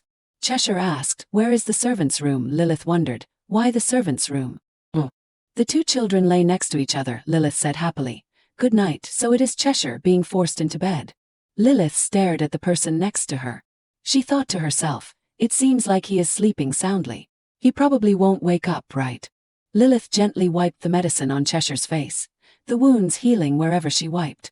Then she silently stared at the boy again. Remembering Cheshire's words earlier, I do not need a family at all, she thought to herself, even though he says that. I know that Cheshire longs for family love more than anyone, abandoned by his mother and father, abused by his father. Listen, Cheshire, I will tell you a very special secret, just for you. You are the main character of this world. The main character always faces trials, but whatever the trial, it will eventually pass, so that you do not have to suffer too much, I will help you, and then I will definitely become your family. Very quickly, Lilith breathed evenly and fell asleep. Only Cheshire lying next to her was wide awake. He thought to himself, what a strange child. Really strange. Saving someone who has no connection to her at all. I thought it was just a whim of nobles to care about commoners. Yes, that is right, just like a toy thrown away after people get tired of it. I have witnessed many commoners catch the eye of nobles. However, I was glad that I had a place to lie down without starving for a while. Unless I wanted to die at the hands of my birth father or die elsewhere, I would take advantage of this noble lady's temporary concern. I will become your family. Why did she say that? Strange. I do not believe you. If you are going to throw me away, do not be nice to me. Very quickly, the door was opened by someone again. Enoch walked in, pulled the blanket over Cheshire and thought to himself, no, you should share the blanket. Why is our princess sleeping alone like this? This kid is good at drawing, is not he? Let us see Lilith's. Is this the jellyfish? Not a jellyfish, but me, there are eyes and a nose. Haha, he chuckled when he saw the words. This is not father. Good night, our princess. Enoch gently placed a kiss on his little daughter's forehead. The next day, Lilith was sitting looking down at the yard. She spotted Cheshire sitting alone on a chair. She sighed to herself, he must be very bored. I wish I could play with him while studying. Oscar sprawled on the chair and said, so boring. Lilith pouted. Then do not come, Oscar replied. I agreed to hold a special class once a week. I can't break my promise. Lilith thought to herself, he looks very bored. Should I ask a question? She held out her notebook and said, I do not know this. Can you show me? Oscar immediately exposed her. Lie, it is not that you do not know. Nonsense, do not you find it boring since you already know everything? Lilith replied. I do not know everything, Oscar replied. Yeah, sure, if you say so. You will be going to the training academy soon, right? Enlistment is mandatory at age 9, but anyone can enter from age 7. When is your birthday? Lilith replied. It is May 19th, Oscar replied. Less than a month left. You might go see your mother, right? Lilith was surprised. Mother, why? Oscar laughed and asked, didn't your father tell you? Lilith thought to herself, I never thought much about it. And father always tried to cover it up or ignore it. In the original, it only said that the daughter had died. There was not a single line about Enoch Rubinstein's wife. I really did not think about it until now, mother. Lilith asked, does the master of the magic tower know my mother? Oscar nodded. Of course, she is very famous. Lilith was curious. What kind of person is she? Oscar chuckled. You want to know? Judging by your reaction now, it seems like this is the first time you have heard about your mother, father too, and even the people in this family. Is there any reason why I should tell you? Lilith rolled her eyes. I am curious, please tell me, Oscar replied. If so, I think I can tell you. Marchioness Selena Ledendorf, she is known as a mage. She retired 5 years ago and is currently a researcher at an ability training institute. Lilith was surprised. Marchioness. Seeing her reaction, Oscar sighed and continued. After your father disappeared, she remarried to Marquis Lundendorf without looking back. Lilith lowered her head. I understand, remarried. Seeing this, Oscar laughed. That reaction, are you shocked? It seems like she does not care whether you live or die, right? Look at her remarrying, having children. And living well with another man. You can. Lilith replied coldly. No, I am not shocked. Oscar was suspicious, really. Lilith bowed her head and sighed. Yes, mother has her own life too. She is young and talented, so she should live and do what she wants. Oscar replied. Well, that is true. She is a young and capable mage from a good family. So, she married your father, who was the most successful at the time. However, is not that too cruel? It could be anything with a husband, but you are the child she carried and gave birth to, Lilith replied. Father took me away and hid as soon as I was born. Right, mother probably does not even know where I am, so how would she know? Oscar chuckled and said, how naive. Your mother is a mage, a talented young person, not even 30 years old. How could she have retired and be working comfortably at a training institute? The place you and your father ran away to, that woman told the emperor. In exchange for her retirement, moreover, she got a promise from the emperor that her son would not be drafted. Do you understand what I mean? She sold her own daughter for her son. Lilith's eyes widened. So that is how it is, if that is true. In the original story, I was kidnapped, transferred to a training institute. After confirming my rank, I was locked up. He said that my mother is working at the training institute now. Then mother knows everything, that old process, the mother in the original witnessed everything. This is shocking, Oscar laughed and asked, now you are shocked, are not you? Lilith nodded, yes, a little. Oscar's expression turned serious again. He said, after you arrive at the training institute, come to the magic tower immediately. I will allow you to work early with the authority of this body. Lilith immediately turned away, sulking, why me? I do not like it. Oscar was surprised. What, why? Lilith replied, I will stay at home, why do I have to go there? Oscar was startled. If you do not enter the magic tower, you will have to go to the battlefield. Even if you are young, there is no mercy. Young soldiers have to go and subdue demons with 100 teeth. Lilith retorted, however, I won't go. I do not want to be away from father. Oscar laughed, it is good to have something to believe in. Why, did your father tell you not to do anything? He is letting you live like a princess who does not need to lift a finger. You can't enjoy such luxury without paying the price. Just like your mother sold you to protect her son, so will your father, instead of letting you live like a princess. Do you think he will send you to the battlefield? Not even your father can tell the emperor to go to war as he pleases, especially a war of aggression. Your father has opposed everything. However, your father has a daughter. Good news for the emperor. It will be easy to threaten him with you. Do you want to become your father's weakness, making him unable to say anything in front of the emperor? Go kill innocent people, and that is okay, Lilith thought to herself. That won't happen. As long as I am not in the top 3 of the class obligated to go to the military, I have prepared countermeasures. I am curious about Oscar's intention to help. Isn't he really the #1 mischievous character? From the way he speaks, it seems like he does not like the emperor. Then why in the original? Even though father asked him to help with the revolution, he stubbornly refused. When the rebels arrived at the palace, surprisingly, next to the emperor was the tower master, Oscar. Oscar just watched the emperor's death. The reason why Oscar did that. It was after I appeared as the final villain, maybe. Cheshire tried to kill me instead of my panicking father, and Oscar was the one who blocked Cheshire at that time. Oscar, who had never used his own power, strangely coughed up blood and fought Cheshire in the end. I thought he was my enemy because I sided with the villain in the confrontation. So why did he help me and just watch the emperor's death? At this time Oscar reminded, relax your face, you will get wrinkles. Lilith sighed, phew, it is so hard to understand. Oscar wondered, what is hard? Lilith hinted, the tower master. I can't understand what he is thinking. Oscar pursed his lips, trying to hold back a laugh. Then he could not help but burst out laughing. Lilith wondered, why are you so nice to me? Does he have a thing for me? Is he the type to blush a little or something? She was startled to find, is he actually blushing a little at this time? Oscar shrugged and said, I love geniuses. Lilith realized with slight annoyance. He is teasing everyone. At this time Oscar called her, hey. They are fighting.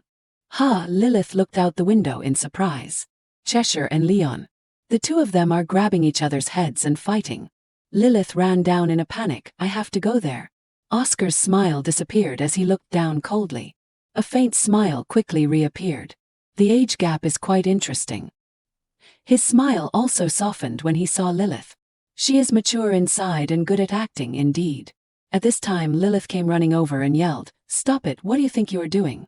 Get out, let him go. Leon, enraged, let go of Cheshire. Lilith worriedly approached Cheshire and asked, are you okay? She thought to herself, the wounds will be hard to heal. I promised I would not let anyone hit you. But now. She angrily asked Leon, why did you hit him? Why? Say something, why did you hit him? Leon replied, don't be friends with him. I told you not to. Because he is a bad person. Lilith was surprised, what do you mean? Leon excitedly replied, he is. He stopped mid-sentence. Then he said to Lilith with a puzzled look, anyway, listen to me. Don't play with this thug. I do not like being rude about the commoner topic either. Lilith was surprised, what are you talking about? She thought to herself, am I hearing this right? Leon talked about commoners. Really, even if it is someone who looks down on Cheshire, it should not be Leon. Though he is flashy on the outside, is not he a great older brother who scolded the people cursing Cheshire behind his back? Why is this happening? What is wrong? Where did everything go wrong? Is it because I saved Cheshire a little earlier? No, it can't be. At this time she spoke, am I not a commoner? Leon asked back in surprise. What? Lilith replied, I think I was born and lived as a commoner until now. If I was not father's daughter, you would not even talk to me. Leon hurriedly explained, hey, that is not it. Lilith continued, I also had commoner friends when I lived in Jenin. Aunt Susan and Uncle Joe are also commoners. Everyone was kind and I still miss them. I won't make friends just because they are nobles. Cheshire is my friend. So do not hit or look down on him. Leon trembled with anger. You are closer to him than me, you like him more than me. Lilith thought to herself, that is right, Leon is still immature. I want him to understand, but I can't order him to do that. She turned away sulkily. I liked you, but now I am not so sure. Because I hate violent people the most in the world. Leon gritted his teeth, trembling. Then he turned around and walked away sullenly. At this time, Lilith hurriedly checked on Cheshire. Are you all right? Does it hurt? Cheshire brushed off his clothes and replied, I am fine. Lilith sadly lowered her head. I am sorry. This happened as soon as I brought you here. I promised I would not let anyone look down on you. Cheshire said in a low voice, why are you apologizing to me? He did the right thing. I think he misunderstood my words. Lilith asked in surprise, what do you mean? Cheshire replied, he came to me and asked if I was your real friend, and I said no. Lilith wondered, so what did you say? Cheshire scratched his head. I said I was a toy. I thought if I said I was your friend, he would hate me. If not a friend, I just said I was a toy. I guess he understood my words the opposite way. Toy, not a friend, but a toy. I was going to explain, but he did not give me a chance. Lilith's eyes widened. Is that how it happened? Cheshire was puzzled. You said something strange, right? I am sorry. Lilith held her head in panic. No, I am the one at fault. Promise. Cheshire nodded, okay. When Lilith arrived at Leon's room, it was very noisy inside. She opened the door and called softly, brother. Their mother said, you two should talk. I will go out now. At this time, Lilith approached and called gently, brother. Leon asked with his arms crossed, what? Lilith said, I heard the reason why you hit Cheshire. You were angry because Cheshire called me a toy, right? Leon replied angrily. Exactly, that kid is horrible. Who calls someone a toy like that? Lilith explained, you are mistaken. Cheshire said he was my toy, not that I was his toy. Leon was surprised, what? Lilith sighed, actually, I was the one who called Cheshire a toy. Of course it was just a joke. I should not have joked about that. Anyway, he said that because he thought calling himself my friend might make you hate him. Leon frowned, that is ridiculous. Why would I hate him? Lilith replied, isn't it because you do not like him? You even glared at him yesterday. Leon hurriedly said, it is not that I do not like him. Maybe it is because you are closer to him. Lilith was extremely surprised, what? Leon said shyly, if you bring him home and say you want to live with him, that means you really like him, right? I was trying to get closer to you, but then he suddenly appeared. I was angry because it seemed like you liked him more than me. Lilith's eyes widened. I never thought of that. I assumed he did not like him because he was just a commoner. So he was jealous. She approached and said, brother, Cheshire is my friend, but you are my family. Look at me, okay? I always thought father was my only family. That is why, when I lived in Xenon, I envied kids with siblings. And then, when I came here I got a brother, right? You are also very cool and handsome. Oh, and you are good at catching spiders and kind too. Lately I have been feeling very happy. I used to think having father was enough, but it is so wonderful to have brothers to play with. You are family, always by my side every day. Even if I have many friends in the future, you will always be the most important person to me. Leon asked happily, really? Lilith nodded, yeah, really. Let us play together a lot and eat delicious food later. Leon replied cheerfully, sure. He asked again, but is he better or am I better? Lilith replied without hesitation, of course you. Leon pressed his advantage. Then, is Theo better or am I better? Lilith cleverly replied, you are better. Uncle or you? Lilith hesitated, that is a bit difficult. Leon burst out laughing, I understand. I will pass this time, father.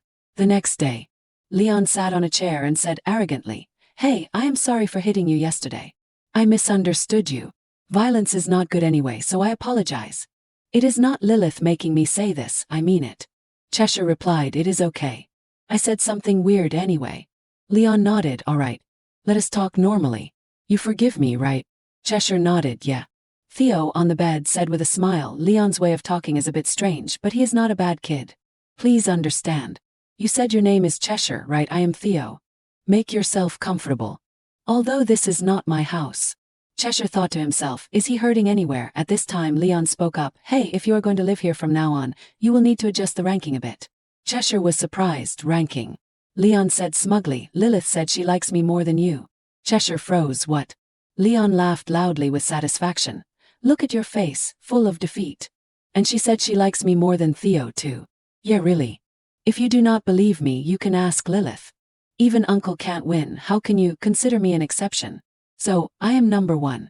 No objections. Okay, the person Lilith loves the most. Cheshire stared blankly. That is the ranking. Theo on the bed spoke up. Hey Leon. Wait a minute. So between you and Cheshire, who does she like more? Leon laughed and replied, that is not what you are asking. Probably third, right? Haha. At this time Cheshire spoke up. I will take third place. Theo was surprised. You are giving in, how kind. Leon asked, what are you guys talking about? Idiot, that is for Lilith to decide. Theo was curious. What is Lilith doing now? Leon replied. Probably listening to a lecture. Why do you want to ask? Are you confident you will beat me? Theo tried to get out of bed but felt dizzy. Leon worried. Hey Theo, are you alright? Theo said shakily no, then kept panting. Ice, is it happening again? Leon shouted. Wait, I will call a servant. Cheshire also realized. His health does not seem very good. Theo experienced terrible pain. Unable to breathe, he fell to the floor. Cheshire was worried and did not know what to do. He rushed to hold Theo's hands, preventing him from hurting himself.